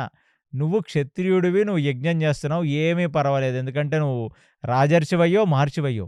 చండాలుడి కోసం యజ్ఞం చేయటం ఏమిటి? వాడే అడుక్కు తినే వెధవలాగున్నాడు. వాడినసలు మనమే ఇంటికి రానియ్యం మనింటికొస్తే. అంత దుర్గంధం వస్తుంది వాడి దగ్గర. వాడు స్వర్గలోకానికెళ్ళడం ఏమిటి? ఇదేమి దౌర్భాగ్యం, ఇదేమి యజ్ఞం అంటే వాళ్ళకి జెప్పాడు. నోరు మూసుకొని నేనడిగిన మంత్రాలు చదువుతూ యజ్ఞం చెయ్యండి అని మరికొందరు బ్రాహ్మలను పిలిచి, వెళ్ళి నలుదిక్కలకి వెళ్ళి ఎంతమంది బ్రాహ్మలున్నారో అందరినీ యజ్ఞానికి తీసుకురమ్మన్నాడు. ఇంక త్రిశంకు గూడా ఆ తుప్పు పట్టిన కిరీటం, తుప్పు పట్టిన ఆభరణాలను యేసుకొని ఆ యజ్ఞంలో కూర్చున్నాడు. ఆ యజ్ఞానికి ఋత్విక్కు విశ్వామిత్రుడే. అలాంటి ఒక తరుణంలో నలుదిక్కులకెళ్ళి చాలామంది బ్రాహ్మణులను సేకరించి వచ్చిన వాళ్ళు, మేము వశిష్ఠుడి ఆశ్రమానికి గూడా వెళ్ళామండి. అక్కడ వశిష్ఠుడి యొక్క పిల్లలు అసల మిమ్మల్ని తూలనాడారు. అసల వాడే యజ్ఞానికి అర్హుడు గాదు. ఎవడు? విశ్వామిత్రుడు. మళ్ళీ వాడింకొక చండాలుడికి యజ్ఞం జేయటం. ఎక్కడన్నా ఉందా అని జెప్పి పగలబడి నవ్వారండి వాళ్ళనగానే. ఎక్కడ లేని క్రోధం తెచ్చుకున్న విశ్వామిత్రుడు, నన్ను చూచి నవ్వుతార్రా మీరని చెప్పి, మీరందరూ కూడా ఆ నిషాద తెగలలో పుట్టి, ఒక 1000 సంవత్సరాలు కుక్కమాంసము తిని బ్రతికే ఒక యోనులలో పుట్టి, అలా అక్కడ బ్రతికి సచ్చిపోండిరా నాయనా మీరు 1000 సంవత్సరాలు. 1 సంవత్సరం, 2 సంవత్సరాలు గూడా గాదు. జన్మ తర్వాత జన్మ 1000 సంవత్సరాలు పుట్టాలి. ఆ కుక్క మాంసాలు తినే కుటుంబాల్లో పుట్టాలి. అక్కడే చచ్చిపోవాలన్నాడు. అంతే. భస్మం అయిపోయారు మొత్తం వశిష్ఠుడి కొడుకులందరూ. అయిపోయి ఇగ వాళ్ళ జన్మలు తీసుకోవడం మొదలుపెట్టారిగ. ఆ కుక్క మాంసం తినే కుటుంబాలలో. చూచి ఎంతగానో ఆనందించాడు త్రిశంకు. ఇగ మరెంతగానో ఆనందించాడు విశ్వామిత్రుడు. ఇగ ఆయన యజ్ఞం చేస్తుంటే ఏ దేవత హవిష్యు తీసుకోవడానికి రావట్ల. బ్రాహ్మణులు పార్జన్యం అంటున్నారు, బ్రాహ్మణులు ఇంద్రుడు అంటున్నారు, బ్రాహ్మణుడు వాయువు అంటున్నారు, బ్రాహ్మణులంతా అగ్నిదేవుడు అంటున్నారు. హవ్యవాహనుడుగా ఉన్న అగ్నిదేవుడు అసలు రానే రావట్లా హవిష్యు తీసుకోవడానికి. అది తీసుకెళ్ళి విశ్వామిత్రుడికి చెప్పారు. మనం యజ్ఞం చేస్తున్నాం గానీ దేవతలెవరూ రావట్లేదు స్వామి ఏ మంత్రం చెప్పినా అని. గాలిలో చూశాడు దేవతల వైపు. అసలు దేవతలొచ్చి తీసుకునేదేముంది? మనమే మహర్షులమయ్యాం. మన దగ్గరే బోలెడంత పుణ్యం ఉంది. కాబట్టి నేను నిన్ను బొంతితో స్వర్గానికి పంపించేస్తున్నానురా కళ్ళు మూసుకోమని చెప్పి ఒక భయంకరమైన ఫోర్స్ క్రియేట్ చేసి త్రిశంకుని ఇక్కడి నుంచి స్వర్గలోకానికి ట్రాన్స్ఫర్ చేశాడు. ఒక రాకెట్ ట్రాన్స్ఫర్ అయినట్టు వెళ్ళిపోయాడు త్రిశంకు. ఇంద్రుడి యొక్క సభ నడుస్తుంది. ఆహ్లాదకరంగా ఇంద్రుడు ఆయన ఇంద్రసింహాసనం మీద కూర్చుండగా ఇత్యాది దేవతలందరూ వారి వారి సింహాసనాల మీద కూర్చొని ఏదో ఒక పెద్ద డిస్కషన్ నడుస్తుంటే పనికి మాలిన బట్టలేసుకొని తుప్పుబట్టిన కిరీటాలతో తుప్పుబట్టిన నగలతో నడుచుకుంటొస్తున్న ఒక విచిత్రాకారంలో ఉన్న మనిషిని చూసి వీడెవడ్రా నాయన బొంతితో స్వర్గానికి వచ్చాడని అక్కడ దేవతలంటుంటే ఆ ఇంద్రుడు కూడా చూచి అసలు ఏమిటి వీడినెవడ్రా రానిచ్చిందని చెప్పి భూలోకంలో చూస్తే విశ్వామిత్రుడు భయంకరమైన తపస్య చేస్తున్నాడు, కింద భయంకరమైన యజ్ఞం చేస్తున్నాడు. ఆ యజ్ఞ ఫలంతో అతను పుణ్యఫలంతో పైకి పంపించాడంటే ముందీడిని స్వర్గలోకం నుంచి తోసేయండిరా నాయన, ఇలాంటోడు స్వర్గానికి వచ్చాడని ఎవరన్నా తెలిస్తే స్వర్గానికి ఉన్న రెప్యుటేషన్ పోద్దని చెప్పి ఆయన తోసేశారు త్రిశంకుని. తోసేగానే త్రిశంకు కిందకి పడిపోతుంటే స్వర్గలోకం నుంచి విశ్వామిత్రుడు కింద నుంచే ఒక ఫోర్స్ పెట్టి పైన ఆపేశాడు. పైన ఆపేస్తే దేవతలందరూ వచ్చి అడిగారు విశ్వామిత్రుడిని, ఇదేం పనికి మాలిన పని, నీకు వశిష్ఠుడికి గొడవేమిటి, నువ్వు పనికి మాలినోళ్ళని మా దగ్గరకు పంపించడం ఏమిటి, వాడినెవడు భరించాలి, కాబట్టి నువ్వు అలాంటి తప్పులు చేయకూడదు విశ్వామిత్ర, నువ్వు బాగా చదువుకున్నవాడివి, నువ్వే చూడు వాడు ఎలాగున్నాడో చూడటానికి ఒక కురూపిలాగా అందవికారంతో ఉన్నాడు, ఏదో ఒక మేము చేసిన పాపం ఏదో మమ్మల్ని ఎంటాడుతున్నట్టుంది వాడిని చూస్తుంటే, చీచి ఇలాంటి వాడిని స్వర్గంలో ఉంటే స్వర్గానికి పేరు పోతుంది నాయన అంటే అప్పుడు మళ్ళీ గాలిలో చూసిన విశ్వామిత్రుడు ఏం చేశాడంటే మొత్తం త్రిశంకు కోసం ఒక సపరేట్ స్వర్గాన్ని క్రియేట్ చేశాడు. ఒక నక్షత్ర మండలాన్ని క్రియేట్ చేశాడు. మండలాన్ని క్రియేట్ చేసి నేనొక పని చేస్తాను, అసలు నువ్వింద్రుడివేమిటి, నువ్వింద్రుడివి, నేను నీకొక డూపుని తయారు చేస్తాను, నేను ఒక స్వర్గం తయారు చేసి అందులో ఒక ఇంద్రుడు, అందులో ఒక చంద్రుడు, అందులో ఒక బృహస్పతి లాంటి వాళ్ళని మొత్తం అందరినీ తయారు చేసి ఇక్కడ పెడతానన్నాడు. పెడతానంటే వాళ్ళందరూ అసలు నీకేమన్నా బుద్ధుందా, ప్రైమ్ మినిస్టర్ ఒకడుంటాడు, ఇద్దరుంటారా, ఇద్దరుంటే దాన్ని ప్రైమ్ మినిస్టర్ అంటారా, ఫైనాన్స్ మినిస్టర్లు ఇద్దరు, ప్రైమ్ మినిస్టర్లు ఇద్దరు, హోమ్ మినిస్టర్లు ఇద్దరు, మొత్తం క్యాబినెట్లో అందరు డూపులు తయారు చేస్తానంటావేమిటి, అసలు నీ బాధ ఏమిటిరా నాయనా అంటే నా బాధ ఇదే, వాడిని మీరు తీసుకోలేదంటారు. వాడిని తీసుకోలేమురా బాబు, వాడికి ఆ యోగ్యత లేదురా నాయనా, అసలు శరీరంతో ఎవడైనా ఆ స్వర్గానికి వస్తాడా చెప్పు, వచ్చేవాడు ఉంటాడు, పరమ తపస్వి అయితే ఎవడన్నా ఒకడు రావచ్చు, కానీ ఈ త్రిశంకుని మాత్రం తీసుకోలేము, అక్కడ రూల్స్ ఒప్పుకోవు నాయన, మా రూల్ బుక్ ఒప్పుకోవద్దు, నువ్వు అర్థం చేసుకోవాలి, ఆ బ్రహ్మదేవుడి నుంచి ఎవరు కూడా దీన్ని ఉపేక్షించరంటే ఆ త్రిశంకుకి ఒక సపరేట్ స్వర్గాన్ని తయారు చేసి సపరేట్ ఇంద్రుడు చంద్రుడిని లాంటివి క్రియేట్ చెయ్యకుండా ఆయనకి మొత్తం నక్షత్ర మండలాన్ని ఆయనకి కావలసినవన్నీ తయారు చేసి అక్కడ భోగభాగ్యాలు ఉండేటట్టుగా అనుగ్రహిస్తే ఇంద్రుడు కూడా పర్లేదు, ఆయన అక్కడెక్కడో పెట్టుకున్నావు కదా, మాకేమీ పర్వాలేదు, ఇది ఓకే అని చెప్పేశారు. చెప్పగానే ఇక ఇమీడియట్లీ అక్కడ నుంచి దేవతలు వెళ్ళిపోయారు. త్రిశంకు తలకిందలుగా ఉంటూ ఆ ఆకాశంలో తిరుగుతూ స్వర్గంలో జరిగే అన్ని భోగభాగ్యాలు అక్కడి నుంచి చూడగలడు తప్ప ఆయన మాత్రం ఏది అనుభవించలేడు. అప్పుడు త్రిశంకు మనసులో అనుకున్నాడు, ఇదేం దౌర్భాగ్యం రా నాయన, నేను వీడి దగ్గరకు వస్తే తీసుకెళ్ళి నన్ను స్వర్గంలో కూడా పెట్టలేదు, ఇటు భూలోకంలో కూడా లేను, మధ్యలో ఏదో లోకాన్ని క్రియేట్ చేసి నన్ను మధ్యలో వదిలేశాడేమిట్రా నాయన, ఏదో చైనా మిషన్ లాగా పనిచేసింది, అందుకనే ఈ చైనా మిషన్ నన్ను నమ్ముకోకూడదు, ఆ వశిష్ఠుడి దగ్గరికి వెళ్ళుంటేనే బాగుండేది, ఈ విశ్వామిత్రుడి దగ్గరికి వెళ్ళాం అన్నాడు. ఇప్పుడు ఆ విశ్వామిత్రుడు యొక్క తపస్సు ఎంతైతే ఆయన మహర్షిగా సంపాదించాడో ఆ మహర్షిగా సంపాదించిన తపస్సులో సగభాగం వశిష్ఠుడి యొక్క కొడుకుల్ని శపించడానికి, మరి సగభాగం ఈ త్రిశంకు కోసం క్రియేట్ చేసిన ఈ యూనివర్స్కి, ఏదైతే నక్షత్ర మండలం ఆయన కోసం సపరేట్గా స్వర్గానికి దాంట్లో పోయింది. మళ్ళీ తలబట్టుకున్నాడు, ఇప్పుడు మళ్ళీ మనం తపస్సు చేయాలి. అలా తపస్సు చెయ్యాలి అని అనుకుంటున్న తరుణంలో అక్కడ ఒక విచిత్రం జరిగింది. ఏమిటంటే అప్పుడు ఈ త్రిశంకు తర్వాత పాలిస్తున్న ఒకానొక రాజు, సూర్యవంశానికి సంబంధించిన రాజు అంబరీషుడు. అంబరీషుడు అక్కడ అశ్వమేధ యాగం చేస్తుంటే ఇంద్రుడు వచ్చి గుర్రాన్ని మళ్ళీ తీసుకెళ్ళి దాచేశాడు. ఎలా అయితే సగరుడు యజ్ఞం చేస్తుంటే తీసుకువెళ్ళి కపిల మహాముని ఆశ్రమం దగ్గర దాచేశాడు, అలాగా అశ్వమేధం చేస్తున్న ఈ అంబరీషుడి యొక్క గుర్రాన్ని తీసుకెళ్ళి దాచేశాడు. మరి గుర్రం లేకుండా ఆ అశ్వమేధ యజ్ఞం కంప్లీట్ ఎట్లయ్యాను ఆయన బోయి ఆయన రాజగురువుని అడిగాడు. మరి గుర్రం లేకుండా ఎలా అవుతుందంటే, ముందు గుర్రాన్ని వెతుకు. ఒకవేళ గుర్రం దొరక్కపోతే, ఒక యోగ్యత కలిగిన ఒక మనిషిని తీసుకురా పోనీ, ఆ మనిషిని బలిద్దాం ఈ గుర్రం ప్లేస్‌లో అని ఆయనకు జెప్తే, ఆయన 4 దిశలకు వెళ్లి తన గుర్రాన్ని ఎతుక్కొని అలిసిపోయి, ఈ గుర్రం ఎక్కడికెళ్ళిందో నాకర్థం కావట్లేదు. కనీసం ఒక మనిషిని తీసుకొస్తానని జెప్పి, వాళ్ళ పూర్వీకులైన వాళ్ళెవరి దగ్గరకో వెళ్ళి, నాకు ఎవరైనా ఒక మనిషిని ఇస్తారా? నేను చేస్తున్న అశ్వమేధ యాగం సగంలో అయిపోయింది. అశ్వమేధ యాగం పూర్తయితేనే లోకమంతా సుభిక్షంగా ఉంటుంది. అంటే ఇది ఒక రకంగా నరబలి. అలాంటిది ఆ మనిషిని తీసుకొద్దామని జెప్పి ఆయన వెళితే, అక్కడ ఆ తల్లిదండ్రులు మేము ససేమిరా మేమెవ్వరిని ఇవ్వమంటే, అందులో మధ్యవాడైన వాడు కొంచెం యోగ్యుడైన వాడిని చూచిన తరువాత అతను వస్తానన్నాడు. వాళ్ళ తల్లిదండ్రులు గూడా సరే. ఎందుకంటే ఇక్కడ మళ్ళీ తల్లిదండ్రులు పిల్లడినెలా ఇచ్చేశారండి యజ్ఞంలో బలివ్వటానికంటే, అశ్వమేధ యాగంలో గాని, ఇలాంటి ఒక యాగములు పెద్ద మహర్షులు చేసినప్పుడు నేను గతంలో జెప్పాను. ఆ గుర్రం గూడా బలిచ్చినప్పుడు కారణజన్మురాలై అంటే తను ఒక ఉత్తమ యోగ్యతను సంతరించుకుంటుంది. ఒక ఉన్నతమైన లోకాలకు తను ప్రమోషన్ అయి వెళ్ళిపోతుంది అని. ఇక అంబరీషుడు అశ్వమేధ యాగం చెయ్యకపోతే దేశానికి విపత్తు. అలాంటి అశ్వమేధ యాగం పూర్తవితేనే ఆ దేశంలో ఉన్న అకాలము పోతుంది. దేశానికి సుభిక్ష గూడా కలుగుతుందన్న సంగతి తెలుసుకొని, చాలా రకాలుగా ఇబ్బంది పడుతున్న ఆ తల్లిదండ్రుల దగ్గరికి వాళ్ళ పిల్లలలో మధ్యవాడైన సునక్షేపుడు, నేను వెళతాను. ఈ యజ్ఞ బలికై యజ్ఞ పశువుగా నేను వెళతాను తను ముందుకొచ్చాడు.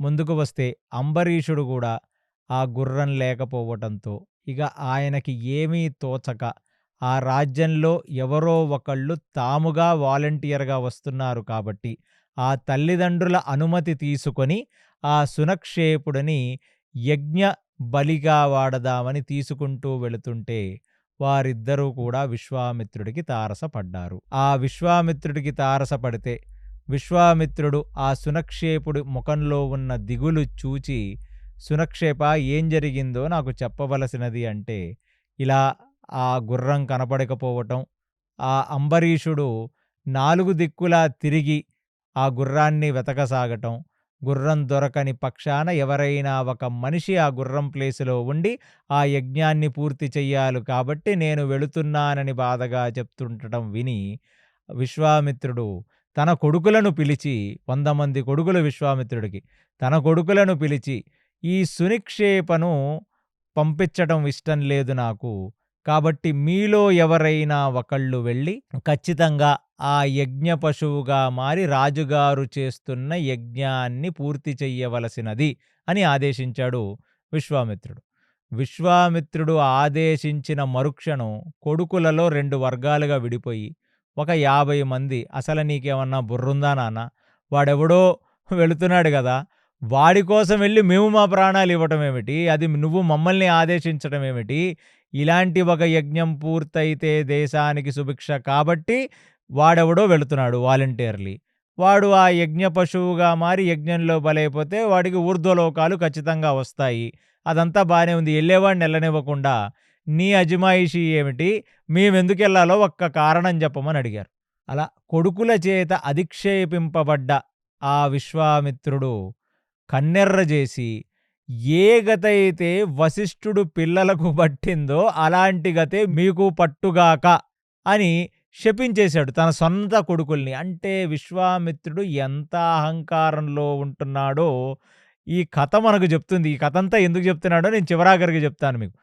అలాంటిది ఆ చివరాఖరికి ఏదైనా కొంచెం పుణ్యము, తపోఫలం మిగిలి ఉంటే తన సొంత కొడుకుల్ని కూడా శపించి అది కూడా పోయింది. ఇంక విశ్వామిత్రుడి దగ్గర పూర్వపుణ్యం అనేది ఏ బ్యాలెన్సు లేదు. మొత్తం బ్యాంక్ అకౌంట్ అంతా ఖాళీ అయిపోయింది. అలాంటిది ఇంకో 50 మంది కొడుకులు భయపడ్డారు. ఇప్పుడు వాళ్ళు గూడా విశ్వామిత్రుడు కొడుకులు కూడా మరణించటం, మళ్ళీ ఆ కుక్క మాంసం తినే కుటుంబాల్లో పుట్టటం.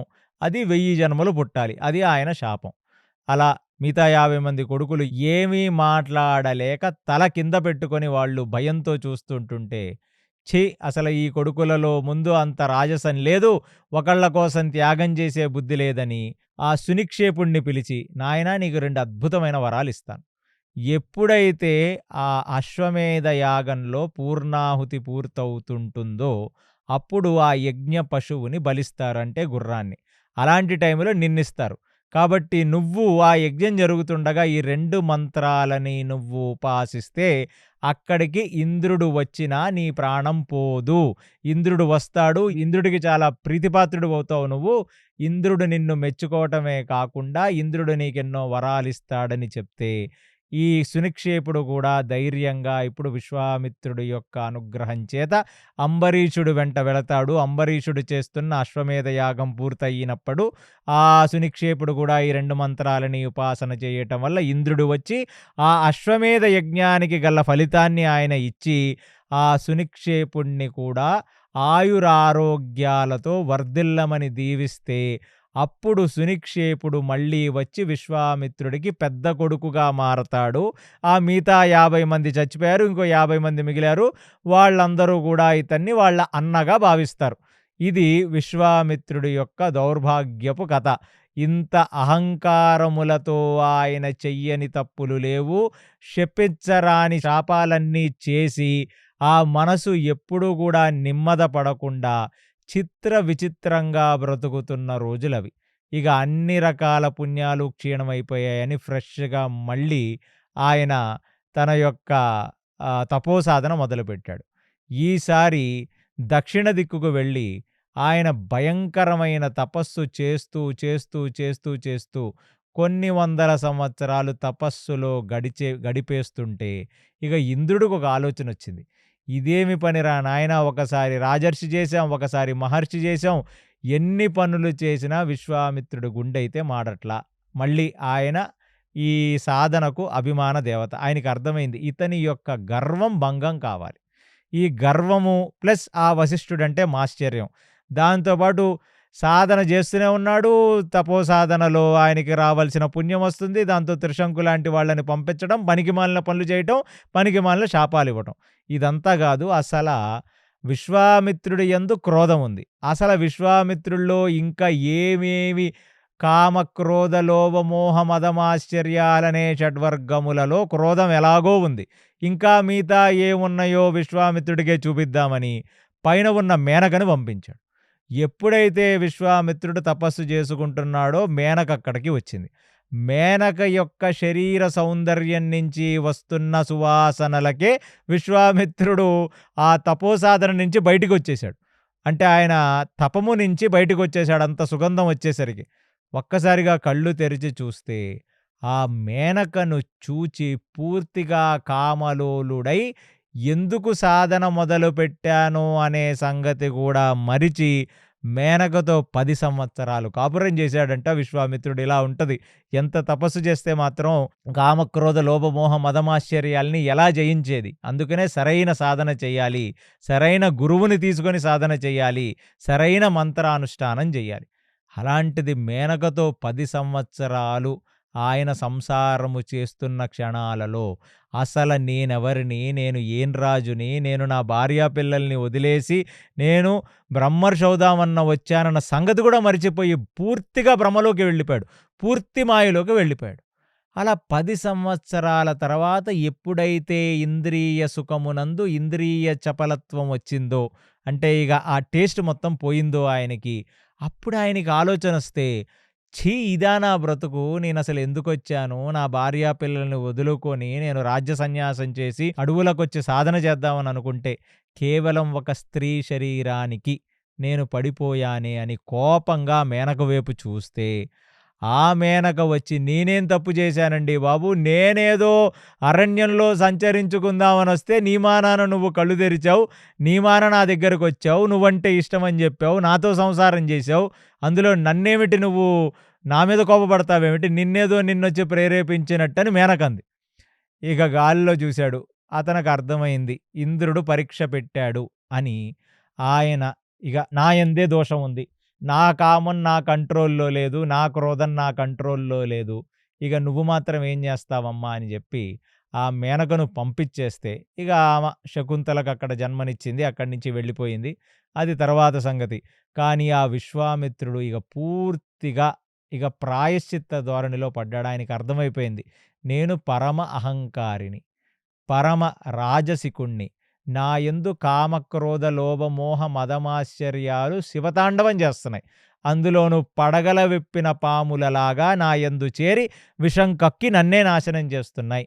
ఇక నేను దీర్ఘకాల సాధన చేసి నా శరీరాన్ని వదిలేస్తానని చెప్పి ఆయన ప్రాణవాయువుని బిగించి అన్ని రకాల గొప్ప సాధనలు చేసి చేసి చేసి ఆ గొప్ప సాధనలు చేస్తుంటే బ్రహ్మాండం మొత్తం అదిరే అంత హీట్ జనరేట్ అయ్యి ఆయన శరీరం నుంచి ఆయన నల్లగా బొగ్గులాగా అయిపోయి బక్క చిక్కి శీలిపోయి ఆ చర్మమంతా కూడా ఎముకల మీద అద్దినట్టుగా అస్థిపంజరం అయిపోయిన మరుక్షణం ఆయనకు దేవతలందరూ ప్రత్యక్షమయ్యారు. ఎంతమంది దేవతలు ప్రత్యక్షమైనా ఆయన ఏది కూడా చలించకుండా ఆ బ్రహ్మదేవుణ్ణే స్తుతిస్తూ స్తుతిస్తూ తపస్సు చేసి చేసి చేసి ఇక పూర్తిగా ఇక శరీరం శల్యమైపోయి శరీరం ఇక పూర్తిగా నాశనమైపోయే పరిస్థితులలో బ్రహ్మదేవుడు హంస మీద వచ్చి ఆయన బ్రహ్మర్షి విశ్వామిత్ర అని సంబోధించాడు. ఆయనకి అప్పటికీ కూడా అన్ని సంవత్సరాల దీర్ఘ సాధన చేసినవాడు. ఆ శరీరమునందు అవయవ స్పర్శ లేదు ఆయనకి. అలాంటిది ఆయనకి వినపడల. బ్రహ్మర్షి విశ్వామిత్ర అనగానే ఇమీడియట్లీ ఆయన అడిగిన ప్రశ్న దేవతలని బ్రహ్మని ఏమిటంటే, నా యందు ఇంకా కామక్రోధ లోభ మోహ మదమాశ్చర్యాలు ఉన్నాయా లేవా అన్నాడు. లేవు నాయన, కామక్రోధ లోభ మోహ మదమాశ్చర్యాలనే షడ్వర్గములు నువ్వు చేసిన తపస్సనే అగ్నిలో బూడిదైపోయి మసైపోయాయని బ్రహ్మ చెప్పి, నువ్వు మళ్ళీ వినవలసినది విశ్వామిత్ర, బ్రహ్మర్షి విశ్వామిత్ర ఏమి కావాలి నీకు అని బ్రహ్మ అడిగితే ఇక ఆయన కళ్ళమట అశ్రుధార కారిపోతూ ఆ హంస మీద కూర్చున్న బ్రహ్మదేవుడికి సాష్టాంగ నమస్కారం చేసి ప్రదక్షిణ చేసి ఆయనని నాకేమీ వద్దు స్వామి, నేను బ్రహ్మర్షి అవుదాము అని అనుకొని తపస్సు చేశాను, కానీ నాకు బ్రహ్మర్షి అవుదామనుకుంటున్న తరుణంలో నా నిజస్వరూపాలేమిటో నాకు అన్ని రకాలుగా బయటపడ్డాయి. నేనెన్నో చెయ్యరాని తప్పులు చేశాను, ఆలోచించని ఆలోచనలన్నీ ఆలోచించాను.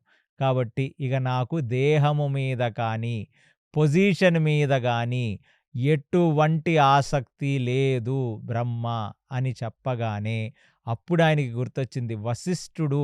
అసలు అతని గురించి కదా ఇదంతా మొదలుపెట్టింది. అతను ఏం చేస్తున్నాడు, అతను ఎలా ఉన్నాడు అనగానే బ్రహ్మగారు ఆ వశిష్ఠుడిని కూడా అక్కడికి రప్పిస్తే ఆ వశిష్ఠుడు కూడా విశ్వామిత్రుడిని చూచి బ్రహ్మర్షి విశ్వామిత్ర అని ఆయన పలికేసరికి ఎప్పుడు వశిష్ఠుణ్ణి చూసినా అగ్గి మీద గుగ్గిలాగా ఉండే ఆ విశ్వామిత్రుడు ఒక్కసారిగా వశిష్ఠుణ్ణి చూడగానే లోపల నుంచి ఒక కారుణ్యం, లోపల నుంచి ఒక విపరీతమైన ప్రేమ భావన కలిగి అమాంతంగా వచ్చి వశిష్ఠుణ్ణి ఆలింగనం చేసుకొని అశ్రుధార గార్చేశాడంట. ఎందుకంటే ఒకప్పుడు ఆ వశిష్ఠుడే ఒక గురుతుల్యుడు అనమాట విశ్వామిత్రుడికి. అలాంటిది ఏ క్షణమైతే తపస్సు నిజంగా ఒక మారు హృదయం పొంది మేనక చేత ఆయన ఎప్పుడైతే కింద పడిపోయాడో ఆ మేనక రావటం వల్లనే విశ్వామిత్రుడికి తన నిజ స్థితి అర్థమైంది. అతని ఎంత దౌర్భాగ్యపు స్థితిలో ఇంకా స్త్రీ శరీరము పట్ల ఎంత వ్యామోహం ఉందో ఆయనకు అర్థమైంది. అలాంటి ఒక స్థితి ఎప్పుడైతే ఆయన అర్థం చేసుకొని నిజంగా ప్రయత్నపూర్వకంగా ఆయన సంస్కరింపబడాలి అని ఎప్పుడైతే సాధన చేశాడో ఆయనకి బ్రహ్మసిద్ధ్యర్థం అంటే ఆ బ్రహ్మర్షి పొజిషన్ ప్లస్ అన్నిటిలోనూ అన్ని జీవులలోనూ ఆయన పరబ్రహ్మని దర్శించే ఒక స్థితికి, ఉన్నతోత్తమమైన స్థితికి చేరుకొని ఆయనే ఒక బ్రహ్మర్షి అయ్యాడు. ఇక ఆ వశిష్ఠుడు కూడా ఇవాళ నుంచి విశ్వామిత్ర నేను కాదు బ్రహ్మర్షిని, నువ్వు ఎన్నో ఆటుపోట్లు ఎదుర్కొని ఎంతగానో నిన్ను సంస్కరించుకొని నా ఆశ్రమానికి వచ్చినప్పుడు ఎంత రజోగుణంలో ఉండేవాడివి నువ్వు, ఇవాళ నిన్ను చూసి ప్రపంచమే గర్వించే అంత గొప్పవాడివయ్యావు. నువ్వు నీ పేరు ఉన్నంతకాలం మనుషులకు సాధన యొక్క ప్రయోజనం ఏమిటో అర్థమవుతుంది, సాధన వల్ల మనుషులు ఋషులు ఎలా అవుతారో అర్థమవుతుంది అని చెప్పి ఆయన్ని ఆశీర్వదించి ఆయనకి ఇవాళ నుంచి నేను కాదు బ్రహ్మర్షి, నువ్వే బ్రహ్మర్షి అని విశ్వామిత్రుణ్ణి ఆశీర్వదిస్తే ఆ రోజు నుంచి ఇంకా విశ్వామిత్రుడు తన బ్రహ్మర్షి పదవితో కేవలం లోకంలో హితం మాత్రమే చెయ్యాలి, లోక ప్రయోజనార్థమే బ్రతకాలని తర్వాత కాలంలో ఎంతో తపస్సు చేస్తే ఇవాళ ఈ కలియుగంలో మనం చేస్తున్న గాయత్రీ మాత గాయత్రీ మంత్రం ఏదైతే ఉందో దాని ద్రష్ట విశ్వామిత్రుడు. అంటే విశ్వామిత్రుడికి ఆ మంత్రం స్పృశించింది, ఆ మంత్రదేవత దర్శన భాగ్యం కలిగింది. ఈ మంత్రం వల్ల కలియుగంలో ఉన్న ప్రతి జీవి సంధ్యావందనాది క్రియలు చేసి ఆయన మోక్షార్హుడవుతాడని అలాంటి ఒక మంత్రాన్ని ఇవాళ మనం అందరం చేస్తున్నాం. గాయత్రి మంత్రం అంటే అది విశ్వామిత్రుడి యొక్క పుణ్యమే. అంత గొప్ప పొజిషన్‌లోకి విశ్వామిత్రుడు వెళ్ళాడు. కాబట్టి మనం ఎలాంటి వాళ్ళం, ఎక్కడ పుట్టాం, ఎలాంటి పరిస్థితుల్లో బ్రతికాం, ఎన్ని తప్పులు చేశామనే గతంతో సంబంధం లేదు. గతం తవ్విన కొద్దీ గతంలో ఎన్నో గులకరాళ్ళు దొరుకుతాయి. కానీ ఒక్కసారి నన్ను నేను సంస్కరించుకోవాలని సరైన మార్గాన వెళ్ళి సరైన యాటిట్యూడ్‌తో సాధన చేస్తే మనుషులు ఋషులవుతారు. ఇదే విశ్వామిత్రుడి యొక్క గాథ. అలాంటి విశ్వామిత్రుడి వల్ల నా తల్లి ఎంతగానో దుఃఖిస్తూ పశ్చాత్తాప హృదయంతో బాధించి ఆమె చెయ్యరాని తప్పు చేసి ఎంత కృంగిపోయిందో మహాతల్లి. నీ పాదస్పర్శ చేత ఆమె మళ్ళీ నా తండ్రి గారి దగ్గరికి చేరింది అహల్యామాత. అలాంటిది విశ్వామిత్ర, నువ్వు మా అందరికీ స్ఫూర్తిదాయకం. నువ్వు అసలు కలియుగంలో ఉన్న ప్రతి పురుషుడికి స్ఫూర్తిదాయకం. ఎందుకంటే మనం జన్మనా జాయతే జంతుః సంస్కారణాద్ భవతి ద్విజః. జన్మతో ప్రతివాడు జంతువే. ఆ అర్షడ్వర్గముల చేత బాధింపబడి నేను నా అనే ఒక మమకారము చేత ఎన్నో రకాల పాపపు పనులు చేసి ఇంద్రియ భోగత్వంలో కూరుకుపోయిన ప్రతి జీవి ఇవాళ విశ్వామిత్రుడిచ్చిన గాయత్రీ మంత్రాన్ని ఉపాసించటం వల్ల విశ్వామిత్రుడు ఎలాంటి అధోస్థితి నుంచి ఉత్తమోత్తమ స్థితికి వెళ్ళాడో ప్రతి జీవుడు అలాగే ఒక సాధన వల్ల తనను తను సంస్కరించుకోవచ్చనే ఒక గొప్ప విషయం విశ్వామిత్రుడికి తెలుసు. కాబట్టి మా అమ్మగారు చేసిన తప్పుని ఆయన కారుణ్యం చేత నిన్ను తీసుకొని వెళ్ళి కడగగలిగాడు అని చెప్పి విశ్వామిత్ర మహర్షికి కైదండం పెట్టి సాష్టాంగ నమస్కారం చేసి విశ్వామిత్రుడికి ప్రదక్షిణ చేసి, రామచంద్ర, ఇలాంటి ఒక గురువు దొరకటం నీ అదృష్టం నాయన. ఎందుకంటే మనిషి జీవితంలో పుటక తర్వాత మనిషి ఎక్కడో అక్కడ ఇంద్రియలోలుడై ఆ ఇంద్రియములకు బానిసై బ్రతుకుతాడు. కానీ విశ్వామిత్రుడిలాంటి ముని యొక్క హస్తము తగిలితే అప్పుడు జీవితం మారిపోతుంది. అంటే ఆయనకి అంత గొప్ప ఎక్స్పీరియన్స్ ఉంది. ఆయన ఇలాగా బ్రతికాడు, అలాగా బ్రతికాడు. ఆయనకి తెలుసు అసలు జీవితం అంటే ఏమిటో. అంత గొప్పవాడి విశ్వామిత్రుడు. రామ, నీ జన్మ సార్థకత్వం నాయన. నరుడుగా వచ్చిన నిన్ను సంస్కరించడానికి ఆ విశ్వామిత్రుడు వచ్చింది కాక ఇప్పుడు నిన్ను మిథిలకు తీసుకొని వచ్చాడంటే ఇక్కడ ఏదో గొప్ప ప్రయోజనం ఏదో జరుగుతుంది. అందుకనే దశరథుడికి కూడా వశిష్ఠుడు చెప్పాడు, విశ్వామిత్రుడు వచ్చాడంటే అది ఏదో ఒక పెద్ద ప్రయోజనార్థమే వస్తాడు, నువ్వు ఆలోచించద్దు దశరథ, ఆ విశ్వామిత్రుడితో పంపించమని. ఆ విశ్వామిత్రుడు ఇవాళ రాముడి జీవితాన్ని సంస్కరించాడు. అస్త్రశస్త్రాలు ఏవైతే విశ్వామిత్రుడు ఇచ్చాడో ఈ అస్త్రశస్త్రాలతో వానరులను తీసుకొని వెళ్తాడు రామచంద్రమూర్తి రావణుడితో యుద్ధం గెలవటానికి. అదే కాకుండా సుబ్రహ్మణ్యోపాఖ్యానం, గంగోపాఖ్యానం, ప్లస్ అక్కడ ఆయన పూర్వీకుల వైభవం దగ్గర నుంచి ఎన్నో మహోత్కృష్టమైన కథలు చెప్పటంగాక దేవతలకు మళ్ళీ నరుడుగా పుట్టిన రామచంద్రమూర్తిని దగ్గరు చెయ్యటమే కాక ఆ దేవతలకే ఒక కాన్ఫిడెన్స్ ఇచ్చాడు. రామచంద్రమూర్తి రెడీ అవుతున్నాడు, మీ కష్టాలు తొలగిపోతాయి, ఇక మీ జీవితంలో కేవలం ఆనందమే ఉండబోతుందని. ఇప్పుడు వరకు రామాయణంగా కొనసాగుతున్న రాముడి జీవనం, రాముడి ఆయనం ఇక మీద విశ్వామిత్రుడి యొక్క చెయ్యి పడి ఇది శ్రీరామాయణంగా పరివర్తన చెందుతుంది. రాముడి పక్కన ఆ శ్రీదేవే ఒక లక్ష్మీ స్వరూపంగా సీతాదేవి ఆయన పక్కన చేరబోతున్న ఒక మహోత్కృష్టమైన పనిలోకి రామచంద్రమూర్తిని తీసుకువెళతాడు. తరువాయి అధ్యాయంలో ఈ సీతా కళ్యాణం మనం నెక్స్ట్ ఎపిసోడ్లో మాట్లాడుకుందాం. శ్రీరామ రామ రామేతి రమే రామే మనోరమే సహస్రనామ తత్తుల్యం రామనామ వరాననే. సర్వం శ్రీకృష్ణార్పణమస్తు. హరి ఓం. విన్నారు కదండి! పూర్తి తమోగుణంతో ఉన్న రాజులా ఉన్న విశ్వామిత్ర మహర్షి ఎలా ఒక సత్వగుణంతోటి బ్రహ్మర్షి అయ్యారో మనం చూసాం. నరుడుగా ఉన్న రామచంద్రమూర్తికి ఆ శ్రీ మహాలక్ష్మి అయిన సీతతోటి ఎలా కళ్యాణం జరుగుతుందో మనం వచ్చే భాగంలో తెలుసుకుందాం.